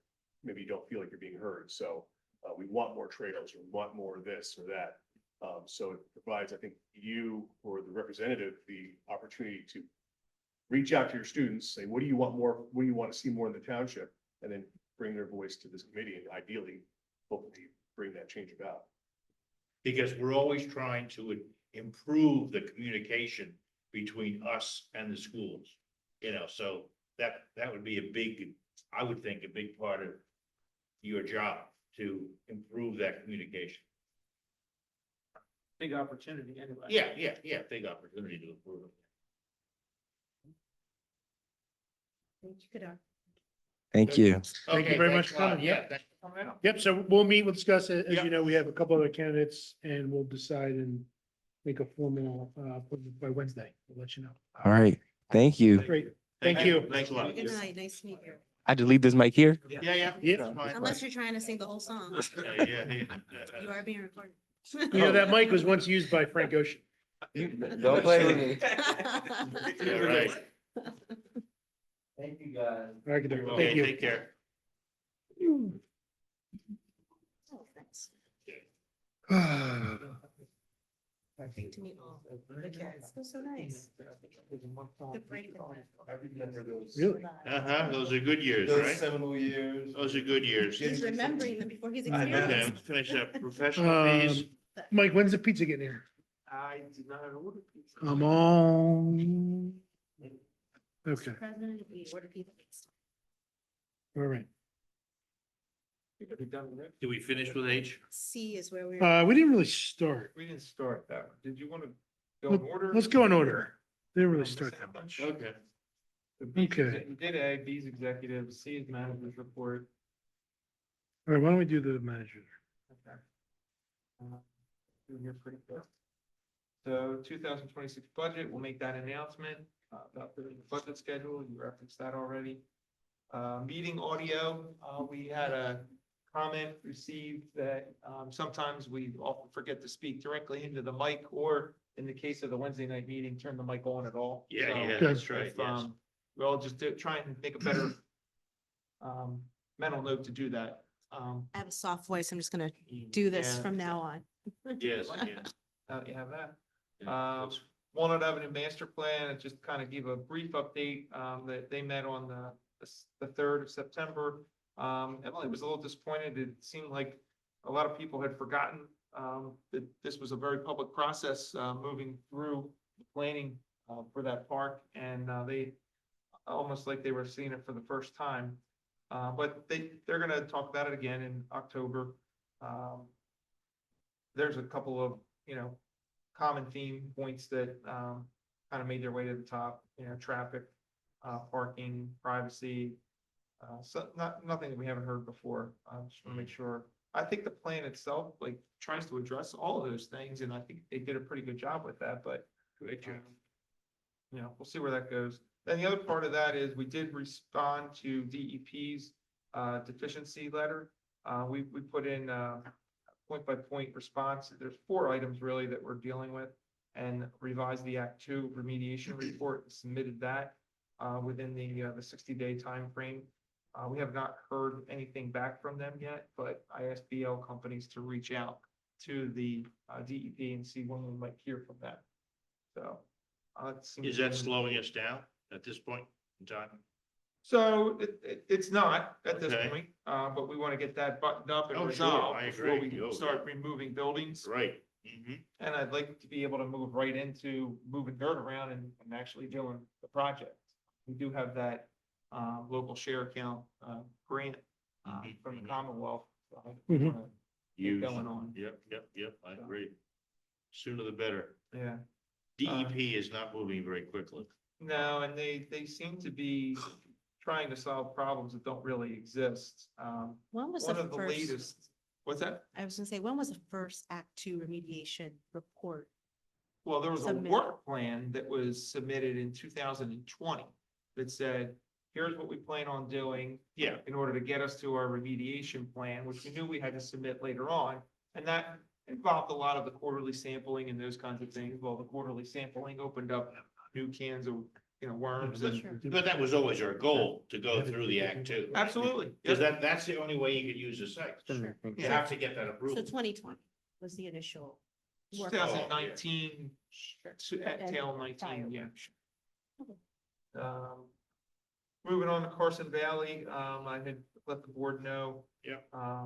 Late last month, that Public Health Management Corporation anticipates, vacating the property in its entirety by mid-September. I actually have a date of 9/19. I got that today from, one of the trustees. They Is already when they're out Yeah. when they're gonna officially. everything, the big property and the schoolhouse is already closed. And then on that date, the 19th, that's when they expect to list it, the Listing the Schoolhouse schoolhouse, property. okay. they would like to see it continue as a daycare preschool. Which would be great. I know there's a lot of people who had to scramble for childcare. Pennsylvania Avenue, this is And that's its own parcel, right?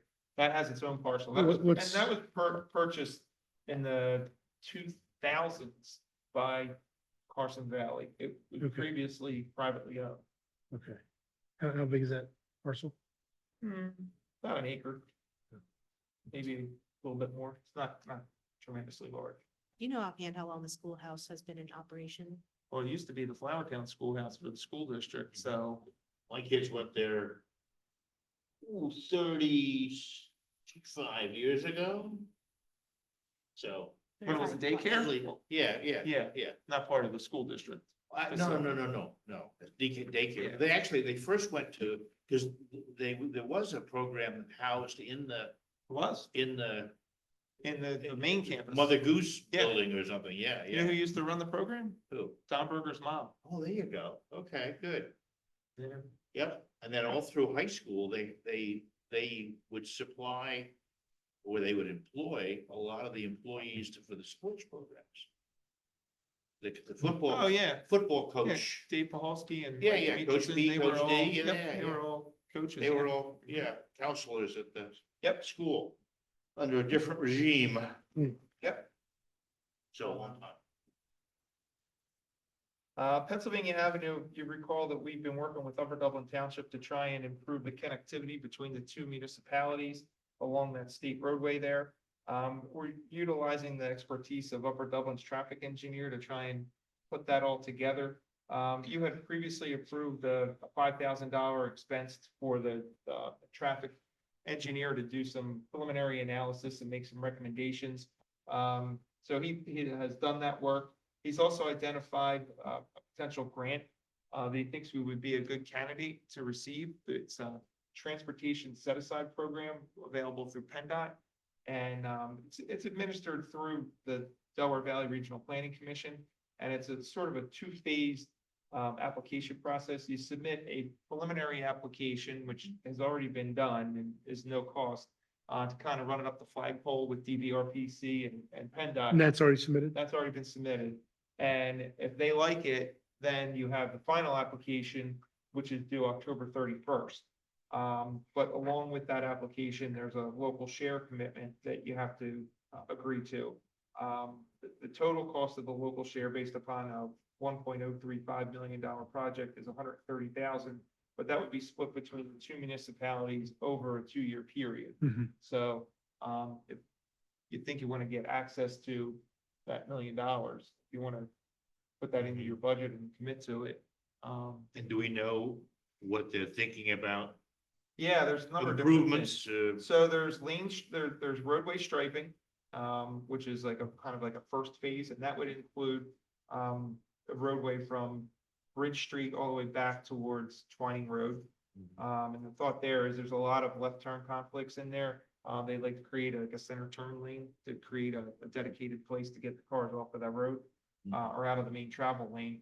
Infill sidewalk, new ADA pedestrian ramps along the whole entire length of the corridor. Ooh. An overhead pedestrian signal at Ballot Avenue to try and provide better access to the train track, the Okay. train station. Yep. And then down toward, in the opposite direction, down towards, say Lynn Avenue direction. They would do more infill sidewalk to get you down to Lynn Avenue, and then across the street, put on off-road trail, similar to what we did at the former Enfield Elementary Mhm. School. Would be an Yep, asphalt yep, path yep, to yep, connect down to the Pizak Preserve on that side. And then down even further at Orland Mill Road, put in another flashing pedestrian signal, because of the existing trail crossing that they have there. So, a number of different things that they. No want to do. consideration to, taking that house that's sticks out in the middle of the road. No, but we want to try and put sidewalk across there. Okay. Yeah, that would, it probably involves some property acquisition or right away. You talking about on the Upper Dublin side? No, it's on our side. There's that So on one the that right, juts out. if you're going down Yeah. Bridge, on the right. That'd be. It's on the right corner. It's If you're going halfway down down. You're coming Pennsylvania. down, no, you're coming down Bridge Yeah. to get to Pennsylvania Avenue. No, this is on Pennsylvania. Pennsylvania Just Avenue. the one past Heritage Circle or Heritage Oh. that's- Drive. Past the church. The church is on the other side and then Okay. this house I got, yeah, yeah, Right sticks before out. Lynn. yeah, yeah. It's really. It's got a couple units, right? No, I think it's a single No, family. it's a single Is it? family. Mhm. Yeah, Yep. It's a challenge. it's a challenge. Oof. So if you Yeah. think that that's something that you want to pursue, I can make that an agenda item next. Pennsylvania Avenue, I mean, I just think about some of the different corridors we have in Township. Does it warrant that size of project? So a lot of that is the signal improvements at, But I mean, I never think about it being very backed up or like. Well, it's not necessarily a It's not traffic really a issue, but it's traffic- also, it's really hard for all of our residents on those streets there to really be able to walk anywhere or be able to cross safely. Yeah. Like, I mean, they're all Springfield residents on Pennsylvania Avenue. I know, but and I agree completely. I just think, we know we've got tons of different corridors. Church Road being another one, very difficult to walk, been clamoring for sidewalks there for years. Love to make that, but I just in terms of weighing Pennsylvania Ave versus Yeah. yeah. some of those other high priority roads. I think, Upper Dublin has had some residents who've been pretty vocal to them about trying to improve the connectivity, particularly to get to the train station and get to downtown Portland, we'll call it. And, the only way to do that is to improve the traffic signal because it doesn't have a pedestrian phase in it right now. You have to cross on the green or a red, and there's no sidewalks in that immediate vicinity of the signal on the Upper Dublin side. We also have the trail at the Pizak Preserve, which presents an opportunity to provide greater connectivity along that whole corridor. So between the fact that it's a multi-municipal effort makes it pretty attractive for getting that kind of grant funding.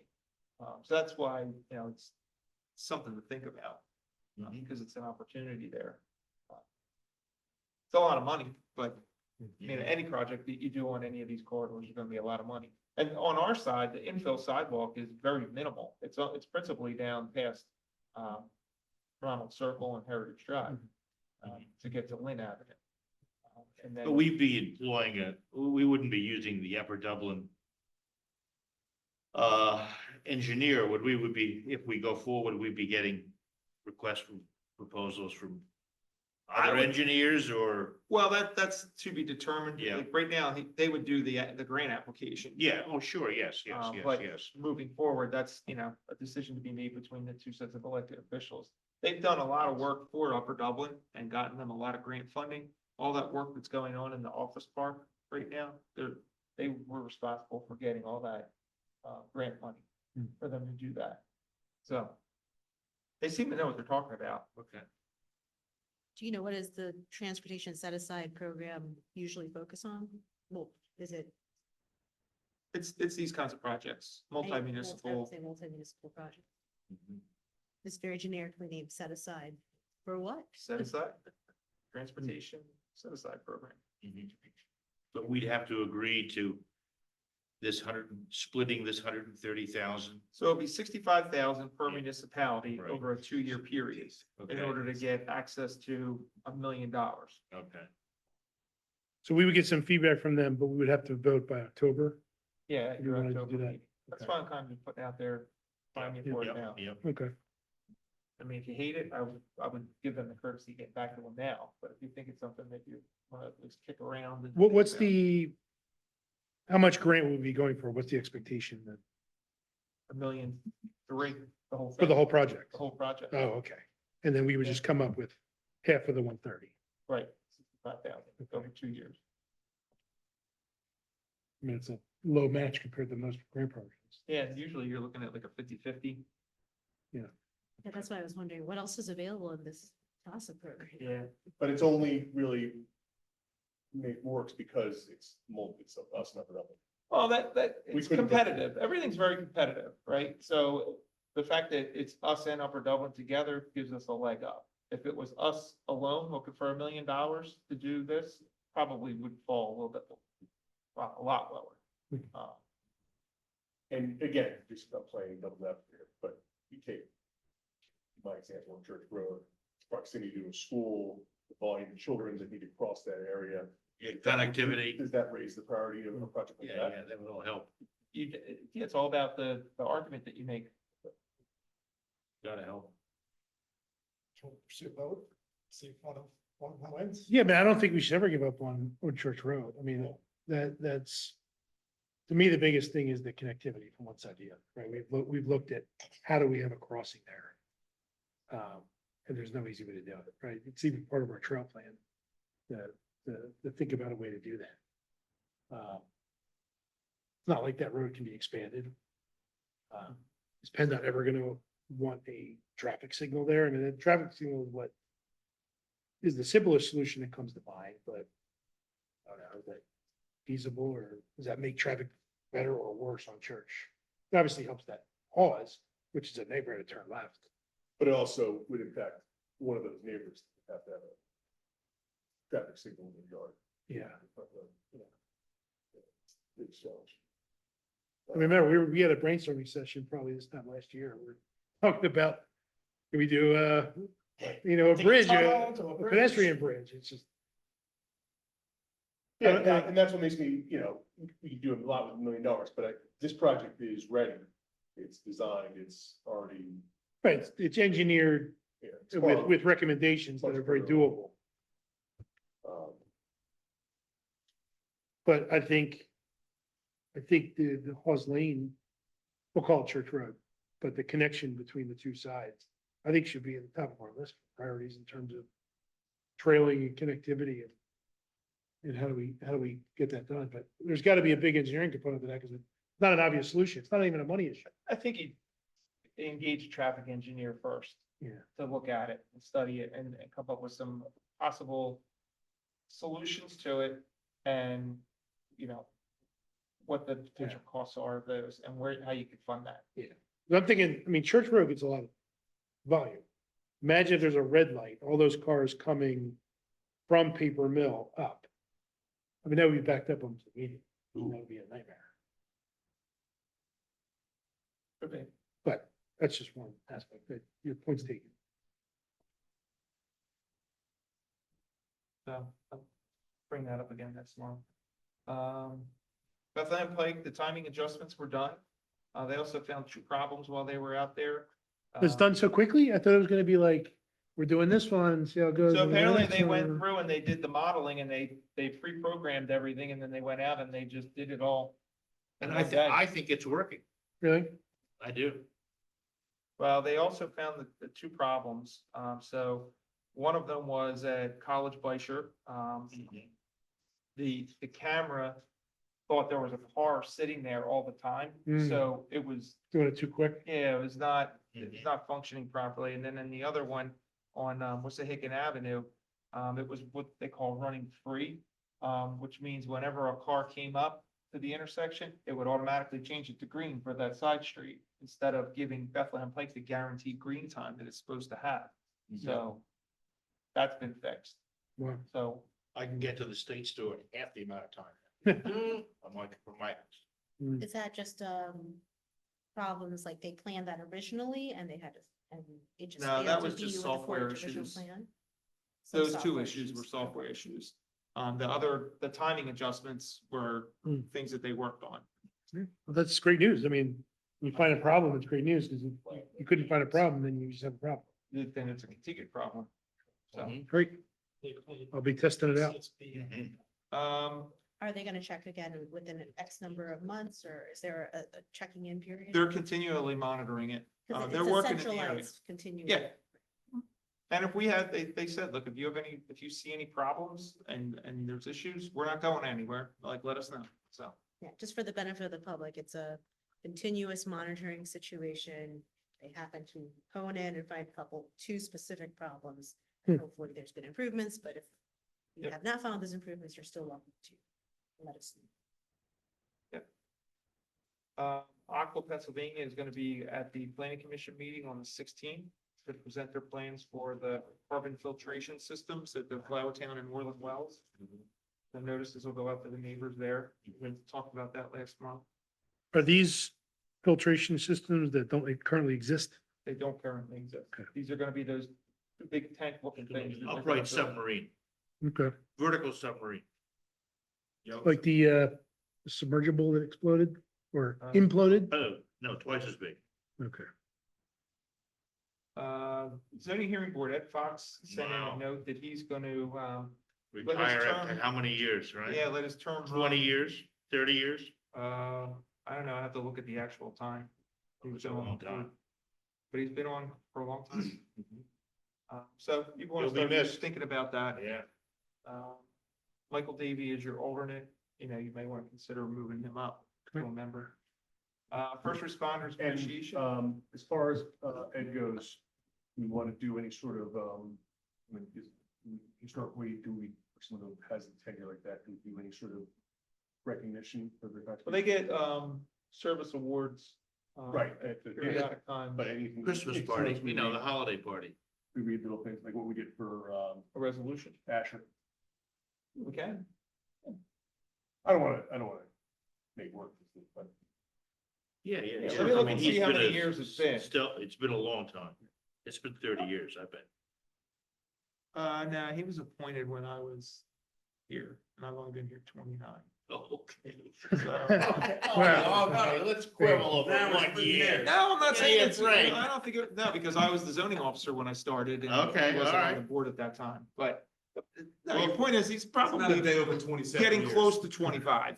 I mean, it would not surprise me if he's 20 to 25 years. Mhm. But And the nice thing about Ed is that he had like a very calming very confident. Yes, presence, and when Yeah. people would come, a formal right. atmosphere, and he would kind of. He has soothe, I always think. softened the issues. Yeah.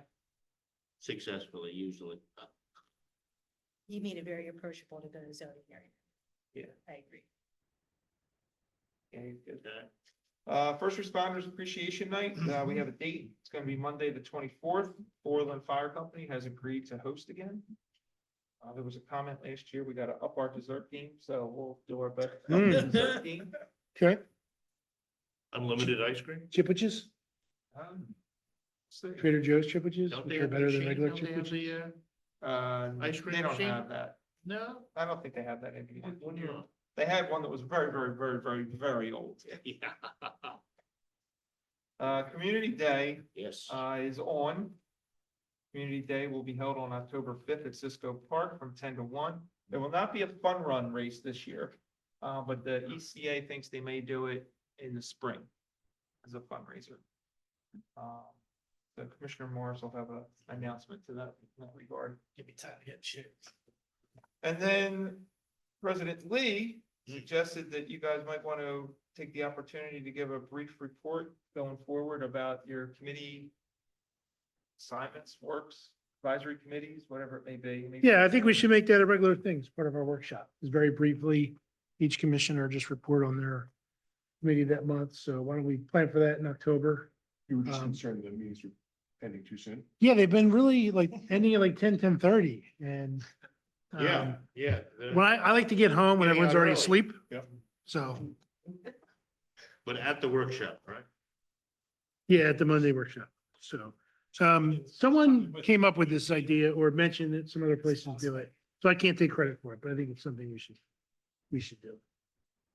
It'd be nice to do on the Wednesday night, just because we always have all these things to tackle, summarizes. And then we'll have our reports anyways, and we do make reports on Wednesday. Yeah, I am open to tweaking as we go, see how it goes. I mean, I'm thinking it's workshop just because it's more of an informal discussion back and forth versus, but we'll see how it goes. But anything. Okay, we did D. All right, is that the end of the manager Ready? report? Is the end. I wanted That's the end. We did to. that. All right, community day is the 5th. Fifth, Sunday the fifth, The Eagles do play at 1. I know it ends at 1. ends at 1. Broncos at Eagles. They have a pretty good defense. They're number one ranked in the fantasy world, right? All right, bill listing we already talked about. Tab E, the budget schedule we talked about. F, we did not talk about. This is the assumed rate of return for one of our pension plans. Some of you were there. We met with the plan advisors and the actuary to go over our pension obligations. And the recommendation was on the one plan, that's the defined benefit plan, Salary defined benefit. that we would reduce the target rate of return by 0.25% from 6.25% to 6%. We looked at the option to even go lower. This results in, obviously, the lower assumed rate that we adopt, the higher obligation we have to fund each year. But because of the performance, we're actually going to be lower than we were the previous year anyway, even with the lower rate of return. So that was the recommendation just for that one fund, one plan rather, to drop it and keep the others at the 6.25. So that's the gist of it. The people at home, the reason we're doing that is that plan now has more people receiving a benefit than our active participants, which that was by design when you created the salary defined contribution plan to try and get some cost certainty going forward. Mhm. So it's all pre-planning stuff. It's not Yep. a negative. Okay. Any other questions or comments on that? When do we vote on that? Wednesday. Wednesday. Wednesday? I would be, I think, I mean, I think that the assumed rate of return is already pretty low, particularly in comparison to other townships, and so I would be a little bit hesitant to further lower it, because I think the true benefit of that is seen in years where there's a very high rate of return. And moving forward, we don't have quite the rates of return that we've had previously. I think that we could see our contributions impacted, so we're putting in more, correct? Correct.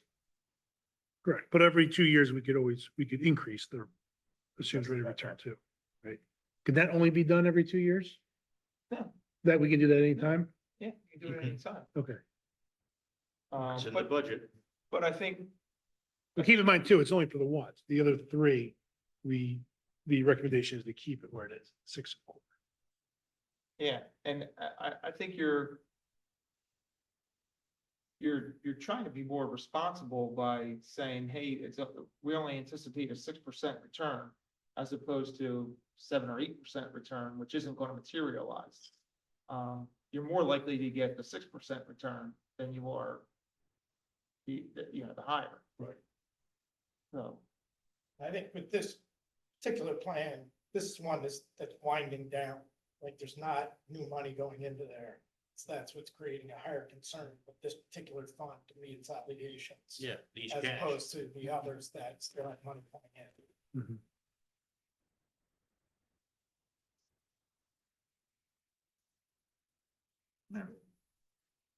We'll vote on that Wednesday. Yep.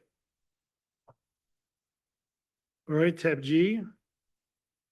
And we all, this is just sort of part of that. We have Yeah. to These are your- officially Yeah, your annual MMO. vote on the Yeah, MOs that yeah. come from that. Okay. So it's the same schedule. Any questions or comments on that? All right, tab H, we started to talk about, so this is professional fees for the township engineering firm. And if you recall, Tim's firm came aboard in 2020, did not request an increase until last year, which was still pretty modest. And this year, due to rising costs that we're kind of all seeing, the request is to go on 4 different, what's the word I'm looking for? 4 different positions, All right.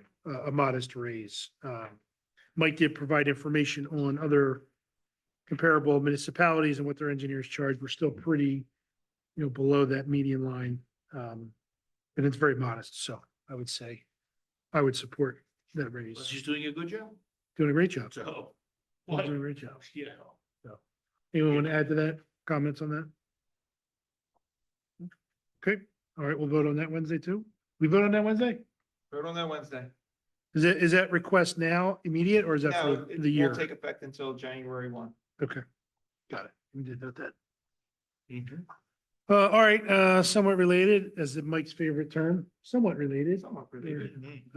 Tab I, the engagement letter for the township auditor that we've used for some time, has a quote for the annual services. The one scope of work is up by, what is it? $650 more than previous year, 3%. and the other is the same as last year. So we have that to review. And is that something we vote on Wednesday as well? That's correct. Okay, any questions or comments on that? The one thing I know we've noted a couple times when look at them, which I think is a great practice, is that their auditors don't stay on the same municipality for more than a couple of years, so you're always getting fresh eyes on the books. Is that something that's pretty industry standard? I think it probably depends on the firm. If it's a smaller firm, they don't have that opportunity to Yeah. do that. But because B. Bergvall is pretty, I guess they're a medium-sized firm, they have the ability to move some people around. Okay. And we actually used to have Cindy Bergvall, one of the principals. And then, she took on more of a managerial role. They brought in a couple of other different people to kind of work with us. Okay. All right, great. Any questions or comments on that? All right, let's go to J. That is executive. Executive. Come back to that. The K is the zoning hearing board notice, which we put out there. Anything you need to add on that? Other than we'll make that announcement on Wednesday. What do you know about, this semi-commercial enterprise on Lorraine? It's a manufacturing type use. They don't assemble the whole product there. They just make individual pieces. And then they have a assembly place somewhere else. So, Is that, I've not heard anything from anybody, but, if that were happening, I might have concerns myself on my street, but. Yeah, so just to be clear, Just- this is, Just clarification, I think, I guess. the business involves the assembly of firearm parts. Correct. Which I think would, well, the manufacturer Yeah. of firearm parts. right. They're not making There's no firearms. assembly going There's no on ma- there. They're not making firearms. But the company does assembly, you're just saying not at this location. Not at that location, correct? Okay. And it's the light manufacturing that would be requiring of a zoning variance for that use? Yes, because it's B1 business Okay, and the manufacturing may still occur in the industrial district. And did the application come in on its own, or was it discovered that this was going on there? No, it came in on its own. That this is like a new business they wanted to bring Yep, in? yeah, it's a vacant property garage that they found a tenant and this is what the tenant wants to do.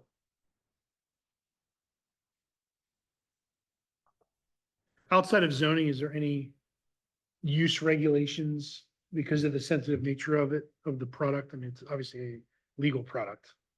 But is there anything beyond zoning that would affect the ability for this type of business to operate there? No. Well, the only obvious thing would be, would they test any of these products? Well, they don't even have a workable device at that point. Probably. So they're Still could manufacturing be parts tested. and then they're sending them somewhere else. Right. And they are renters for this building. Right. And GP Ventures is not, or they're incorporated somewhere in there. This is just one of the facility they would use. Yeah. They're outside business. It's not a resident business that they're looking to establish. No. And, okay, And it's supposed to be in a different zone. You're right. It would be an approved use in another zone. Right. It is not an approved use in B1 business district. Okay. Do you see any issues? No, not on the face of things. No, I mean, they're gonna have to go and they're gonna have to put on a use variance gate for your zoning hearing board. Why they can't find find a Yeah. suitable place. Or why this property might be suitable for this particular use, given the specifics of the property and the surrounding area. So they're gonna have the burden to do that in front of your zoning hearing board. Okay. Yeah.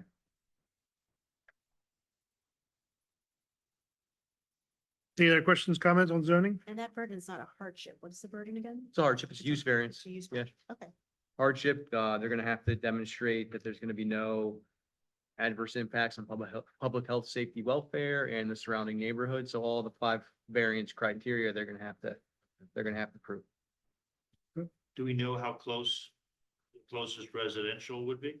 Right across the street, Oh, there's apartments. okay. Okay, May also be a between. and very- Mhm. inside. okay. The enclosed porch. But there's no explosives. No. It Combustibles. says, yeah, well, I don't know, it says no retail sales, not open to the public. Yeah, but how about combustibles or they store combustibles, just throwing it out there. It's not gonna blow Yeah. up. Yeah, no, there's no ammunition there. It's, Okay, well, maybe Right. just that was my concern. Okay. Can we get an update on what's happening with the skill game, with the market? yeah, so Andy put an Yeah, we ordinance. should probably talk about that in executive, maybe. Okay, Yeah, yeah. okay. All right, tab L we covered. Yep. Tab M, Recreation Center Master Plan. Okay, so I think we gave an update last month after a number of us visited the Doylestown Township facility in July. So I think we talked about that in August, but committee went back to, and staff went back to the architect to do some potential layouts using more of a pre-engineered building, eliminating the second floor with the track, changing the footprint a little bit. And what you see before you are the 3 layout options.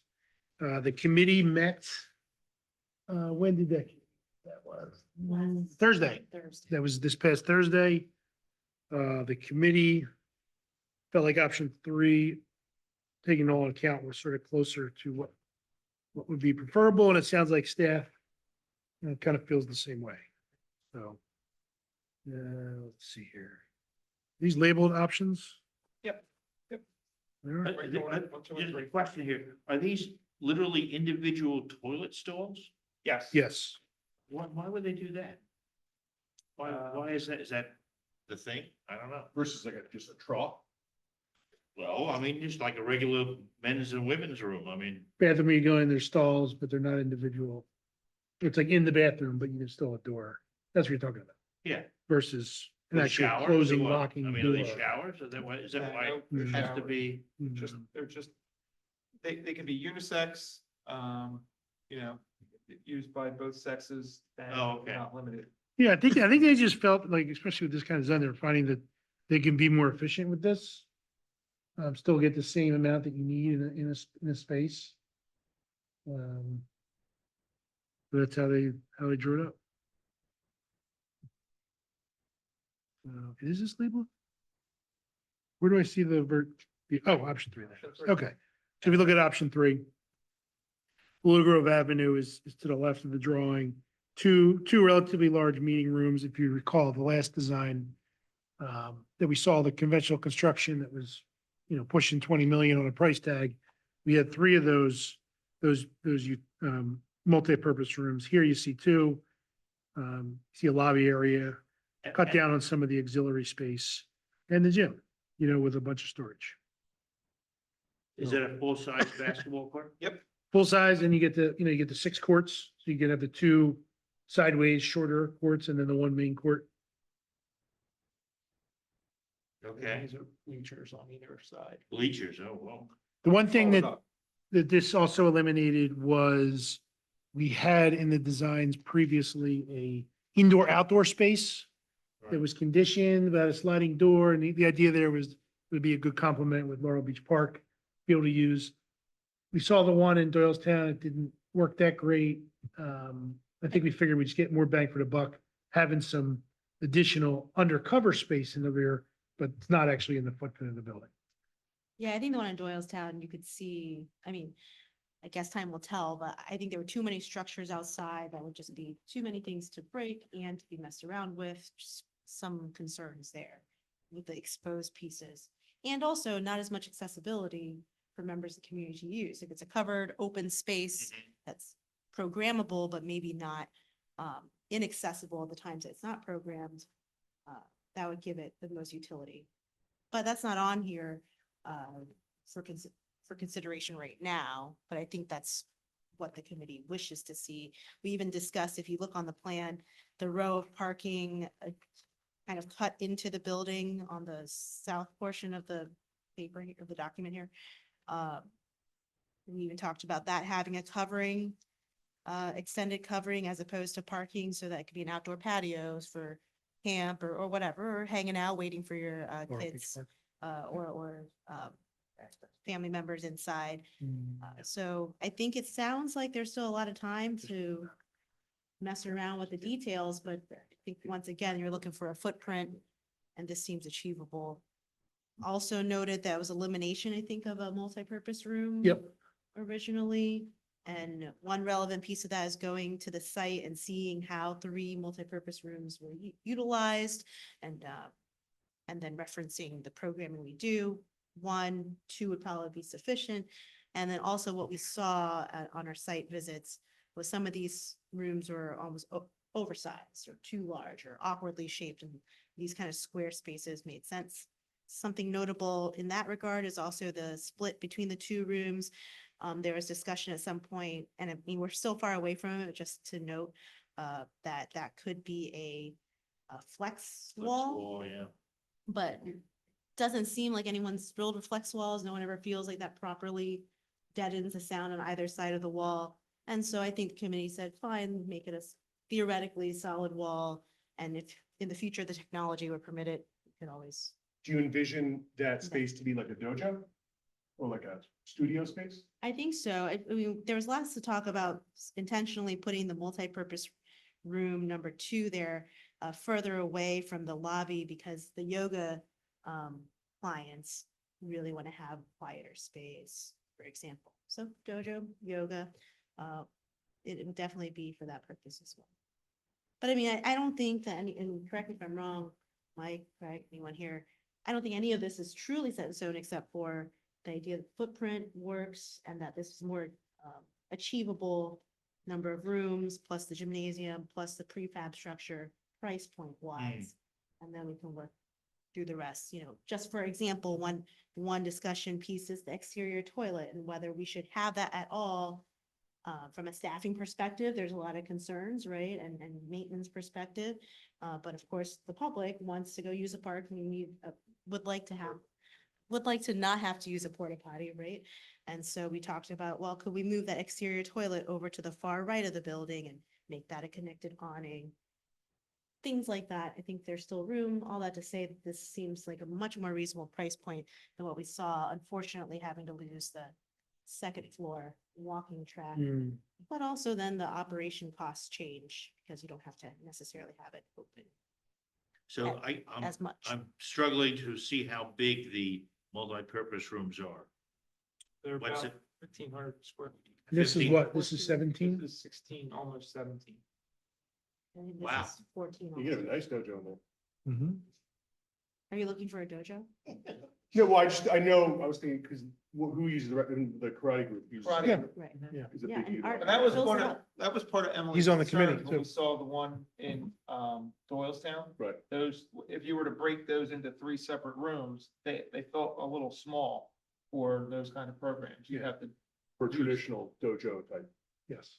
And if I understand correctly, he, with that karate, program might actually need to use the gymnasium, roll out their mats. I'm not sure they're necessarily in these rooms. yeah, I don't know what they'll end up doing. No, there's no cooking or kitchen facilities here. Correct. That was intent, that was the intent. Nobody Correct. thought that was important. We really don't really want to be in that business, in that space. Well, okay. I think there's probably a future discussion for having in the multi-purpose room, a counter and a small Yeah, mini fridge sure. and things like that, but. Yeah. And I went to that one space that you also toured, was in Doylestown. Yeah. And it happens The to be, Christian- the yes, Christian- it happens to be their operations manager who, and not the only one, I think. We would hear this echoed through Emily in her context too, that, that's the one space that is underutilized, if utilized at all. Wasn't that true of Montgomery? When we went Right, there, in they had like a Montgomery, exactly. full-size commercial kitchen. Full-size. The staff was commercial kind of like, hardly ever gets used, yeah. But expensive to maintain, hardly. ever Well, the gets only used. point that they were making with that was that that building, that facility that you and I saw, serves as an emergency center. Yes. So if there is a disaster or, everybody loses everything, they could provide theoretically food and, I don't know if that's the marker. I think there's also shower facilities that are there's other facilities. well, they had showers too. So. Yeah. I don't think that was. Yeah. What on our task was to include. Yeah, our experience with those kinds of facilities are, unless the entire town is down, Right. most people are going to feel more comfortable going and staying with a relative or spending time at the library or somewhere where there's something to actually do as opposed to just sitting around and looking at one another. So they're. Oh, very, yeah, very no, clearly it's underutilized. designed for a disaster, Yeah. It's an emergency shelter for a disaster. That's why it's there. I mean, we obviously have limitations on the size of the site and the footprint. So there's things that we wanted on our wish list that weren't Yeah. on there. And staffing wise, would this office mean that Emily would be decamping and her associate decamping to this office? No, this is just more or less like a lobby with a check-in desk. So it would have to be staffed. It doesn't have to be staffed, but if somebody was to rent the facility in the evenings, Uh-huh. they would probably, and again, I'm spitballing here, we haven't fully like Yeah, confirmed this. yeah. They would have to pay for an attendant to be there so that at the end of the evening, the attendant could go through to a check of the building, make sure nobody's in any of the bathrooms, make sure they're out of the building, make sure all the doors are locked, make sure the building's secure, and then leave for the evening. But we would pass that cost along to Sure. whatever the user. My is. only point was that in the facility that Susie and I saw, the Christian home, the staff, the 2-person staff was on site in the building. Mhm. And, Well, if you remember the original design, the big plan did have an office up there Yeah. for Yeah. 2 individuals. But again, we have to make some decisions to try and get the footprint Yeah, down. the track would be open to people come and go, but we ultimately eliminated that. but So what there's- would the harm be if Emily, if Emily was located at this locale? What do you want to get her out of this? What, I was gonna say, what's the benefit?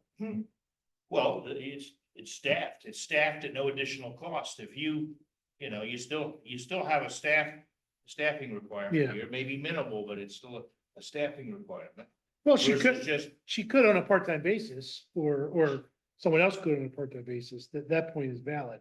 But the way this is designed now, the thought is, there really isn't any drop in activities. Like No, you're it's gonna either, be, you're either reserving the space or you're not. There's either a game or a practice. Or Or Or you're we're not. gonna Like, have- it's not, there's not a game room, there's not a fitness facility, you know, those things which were on our wish list when we were brainstorming, but ultimately didn't make sense. And we're also, gonna have a what- program operating, you know, with one of our yep, instructors there. yep.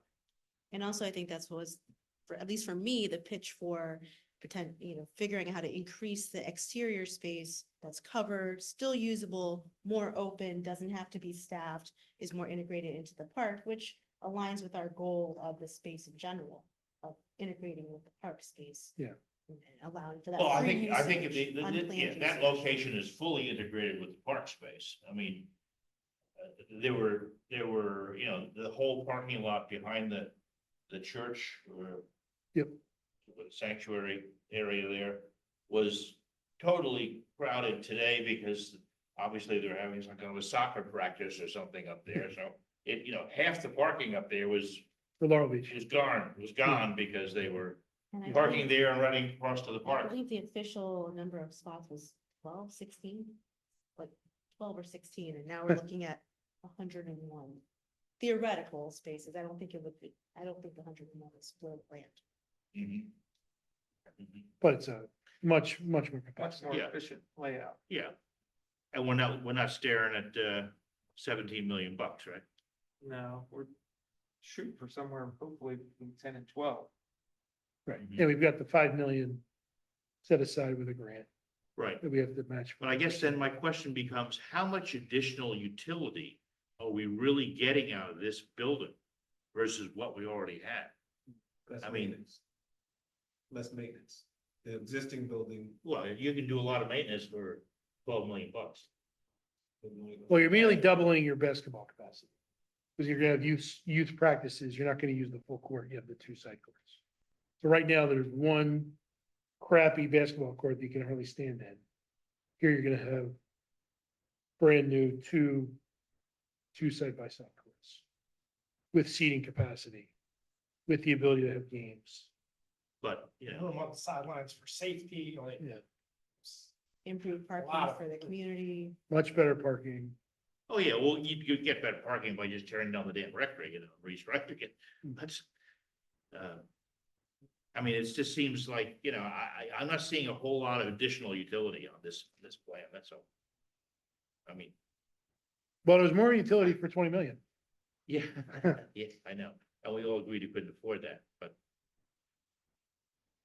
Even I guess, so, I we guess have to my, cover- my point is, you know, is this enough? Or have we downscaled this thing so much that it's not really giving us that much more utility? If you had to add something, what would you add?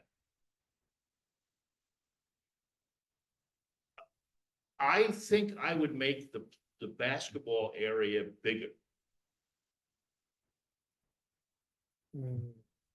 I would give us more room. I will say, Peter, we visited Doylestown Township in July. Yeah. Very similar court size. Yep. And it felt big. I mean, you It walked felt in really there, it felt big, and it was this, it was a full court, a lot of room on the side. Mhm. You put the divider down, you can have 2 Yeah, games going. yeah. And It this felt one's pretty bigger big. than theirs. Right. Ours is slightly Right. bigger than theirs. I don't know, if you make just the gym bigger, I don't know what else you would get, like you'd have to, You wouldn't be able to You do have- 3. yeah, to do 3, you'd have to make it way bigger. I don't know what utility you would get. It's pretty big, like you're gonna get all sorts of pickleball in here. During the day, you're gonna be able to do your basketball. Any kind of indoor sport. And we're envisioning this being, having ceilings of 15 feet, 20 feet, what? I don't know what the height is, but The they gym, were, no, they were big, they were way tall. So you can see look at the picture. It's, Um, I mean, height wise, it's similar to the one that you saw price. Uh-huh. I would say that one was almost exactly the Doylestown. Oh, was it? Size. having- So this having picture here, the Peter. Right, this is the gym Yeah, Okay. the one without the windows. without the window. Vertical windows. Okay. What are you looking at? So it'd be This would be the gym side. Okay. And this Right is before the presentation.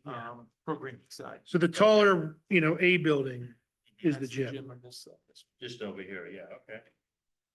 I'm not So, I sure. mean, look at the doors. If you're, it's pretty voluminous. I mean, it's a big full-size gymnasium. And I'm not sure the ask or demand was to necessarily increase utility or increase programming. It was really to improve the experience for our residents for their programs that we currently have. And of course, if we're able to, for the same money, increase programming, we would. Already, we're gonna increase the basketball programming right away. Well, you'd With think the if we're, same, with the yeah, same programmatic. yeah, if structure. we're spending 12 million bucks, we're probably should think about improving the, the scheduling or the activity level for the building. I think we're, based on the estimates, we're in it for 5 just to restore the present buildings to its present conditions was what we were given, right? Correct me if I'm wrong. And it doesn't make sense to spend less than 5 because we have a matching grant for 5. So you have to spend 10. Not have to, but it only makes sense if you're gonna spend 5, get 5, we'll do that. And if you're equivalent about an extra 2 million, I suppose we could talk about that, but I think at that point, you wanna have the best you can get for that range. Although I think we all balked at 20. Yeah, but But back to the same question, Peter, like what additional use would you want added? well, I mean, I would answer that by saying, what additional needs do we have? I mean, where are we not able to accommodate our public? Well, that was one of the in reasons I in the space advocated, that we have, Getting to that point now, okay? because both of them are fast becoming giant white elephants, trying to keep them in service. Yeah, yeah, You know, yeah. Oh, I understand. Yeah, so, yeah. and if you want to dump a lot of money into one or both of them, you're gonna be left with still an imperfect building for what you're using them for. Right? Like the worship hall was built as a church. Sure. We've kind of like created like a multi-purpose room effect there, but it's not ideal for what we need to do in there. Okay. The gym, was built as an elementary school gymnasium and it doesn't serve our purpose. We can only do basketball in the one direction. The floor's got a giant crack in it. Like we need to spend either some serious money on what we have just to keep them in service, or you move forward and try and build a more efficient, purpose-built building. and this doubles the capacity immediately. You go from 2 basketball, 1 to 2, you go from basically 1 glorified classroom space to 2 nice spaces. Well, you have that whole worship area. Yeah, Right, but probably. does anything ever happen in there more than one thing at a time? No, but we generally try and keep one building offline in its entirety because we don't have enough parking to support both buildings at the same Right. time. It's just, it's an inefficient layout. Yeah, but we'd have more parking if we tore the rectory down and Not enough for both. redid, no. right? Not enough for both. at the But if same you time. tore it all down, but you wouldn't have enough and you would have less programming. in general. You could pick one building, tear down the other one and put money into that building if that makes you feel better and saves a few bucks, but I think you're still gonna be left with an imperfect building.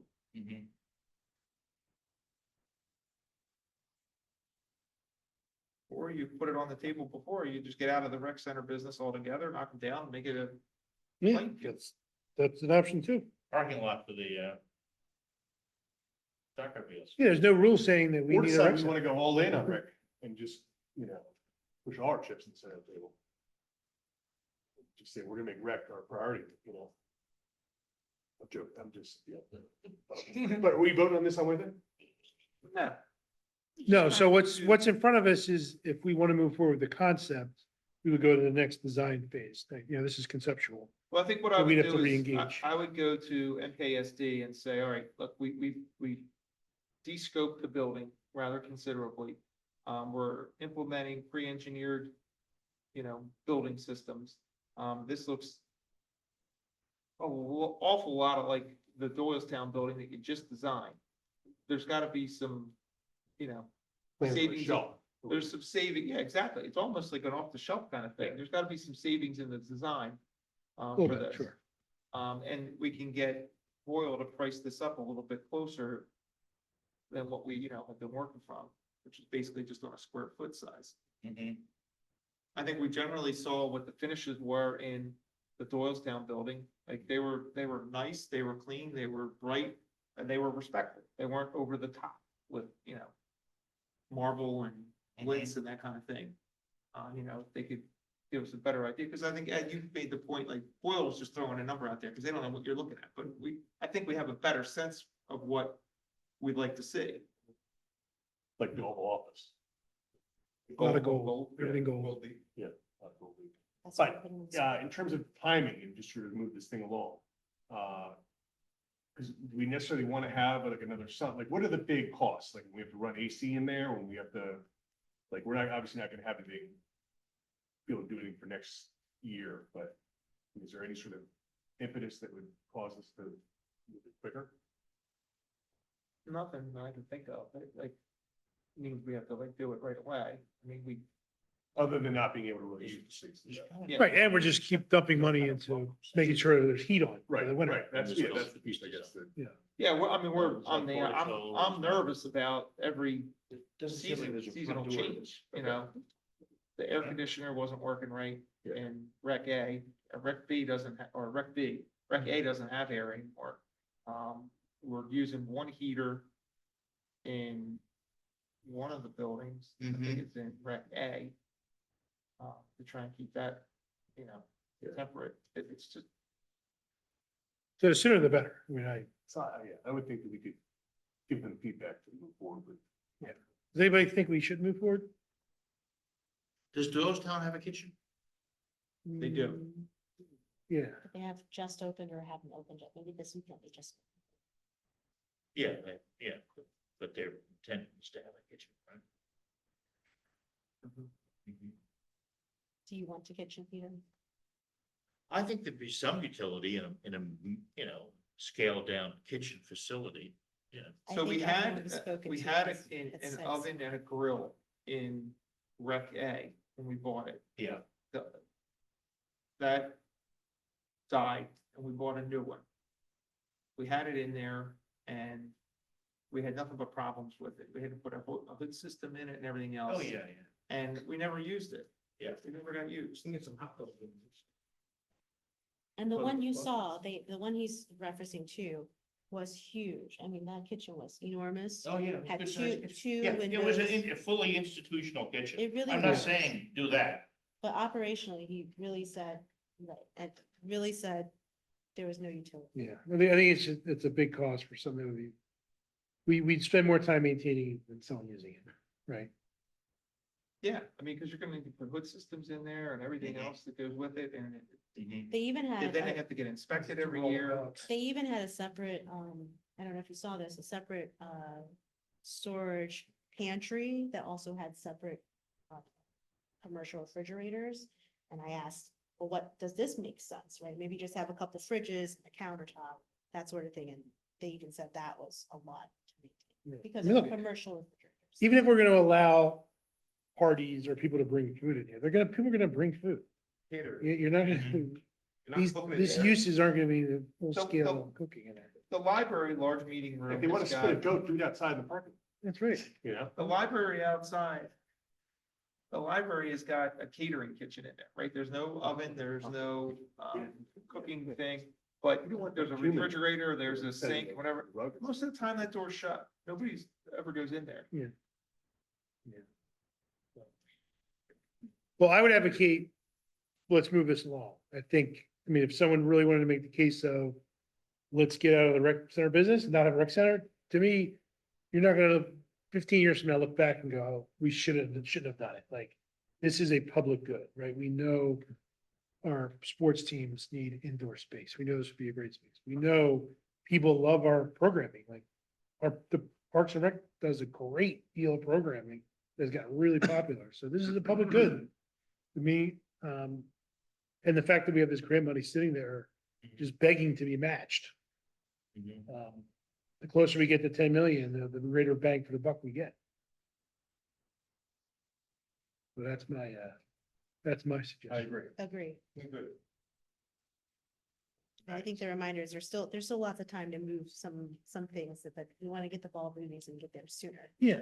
So that we can even talk about a wall or not. Mhm. I think All right, so I'll reach out.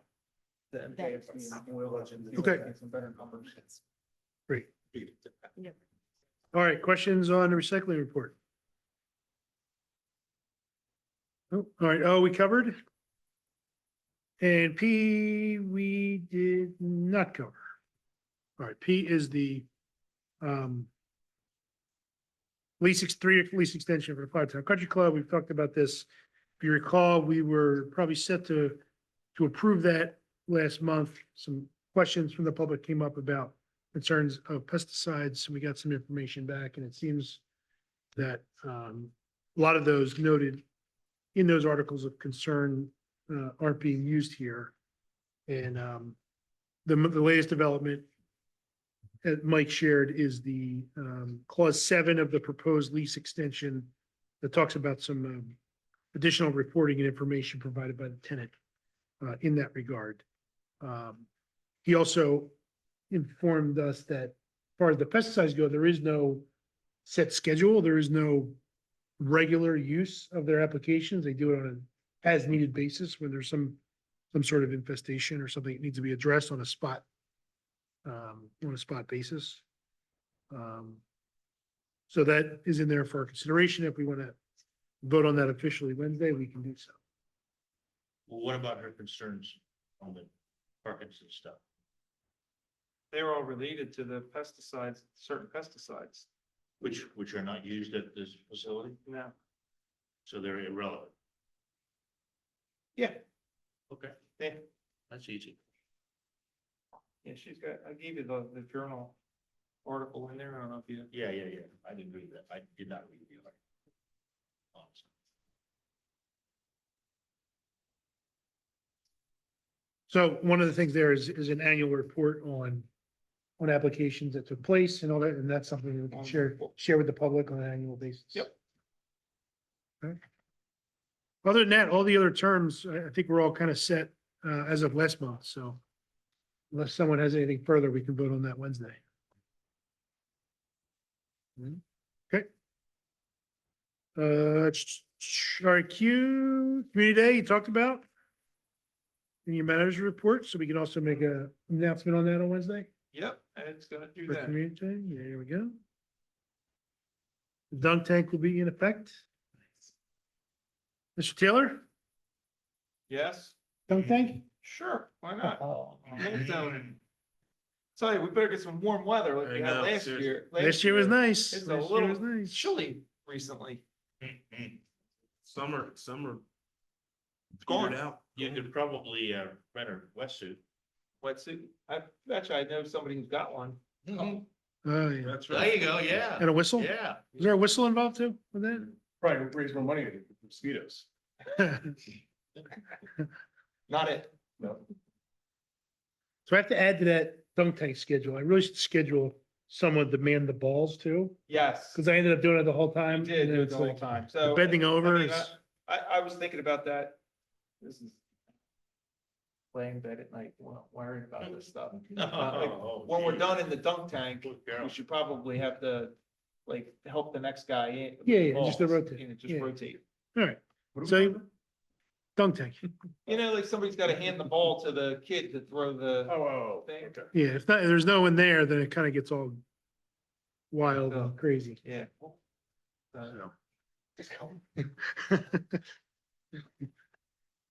Been worse. Oh. Yeah, that's true.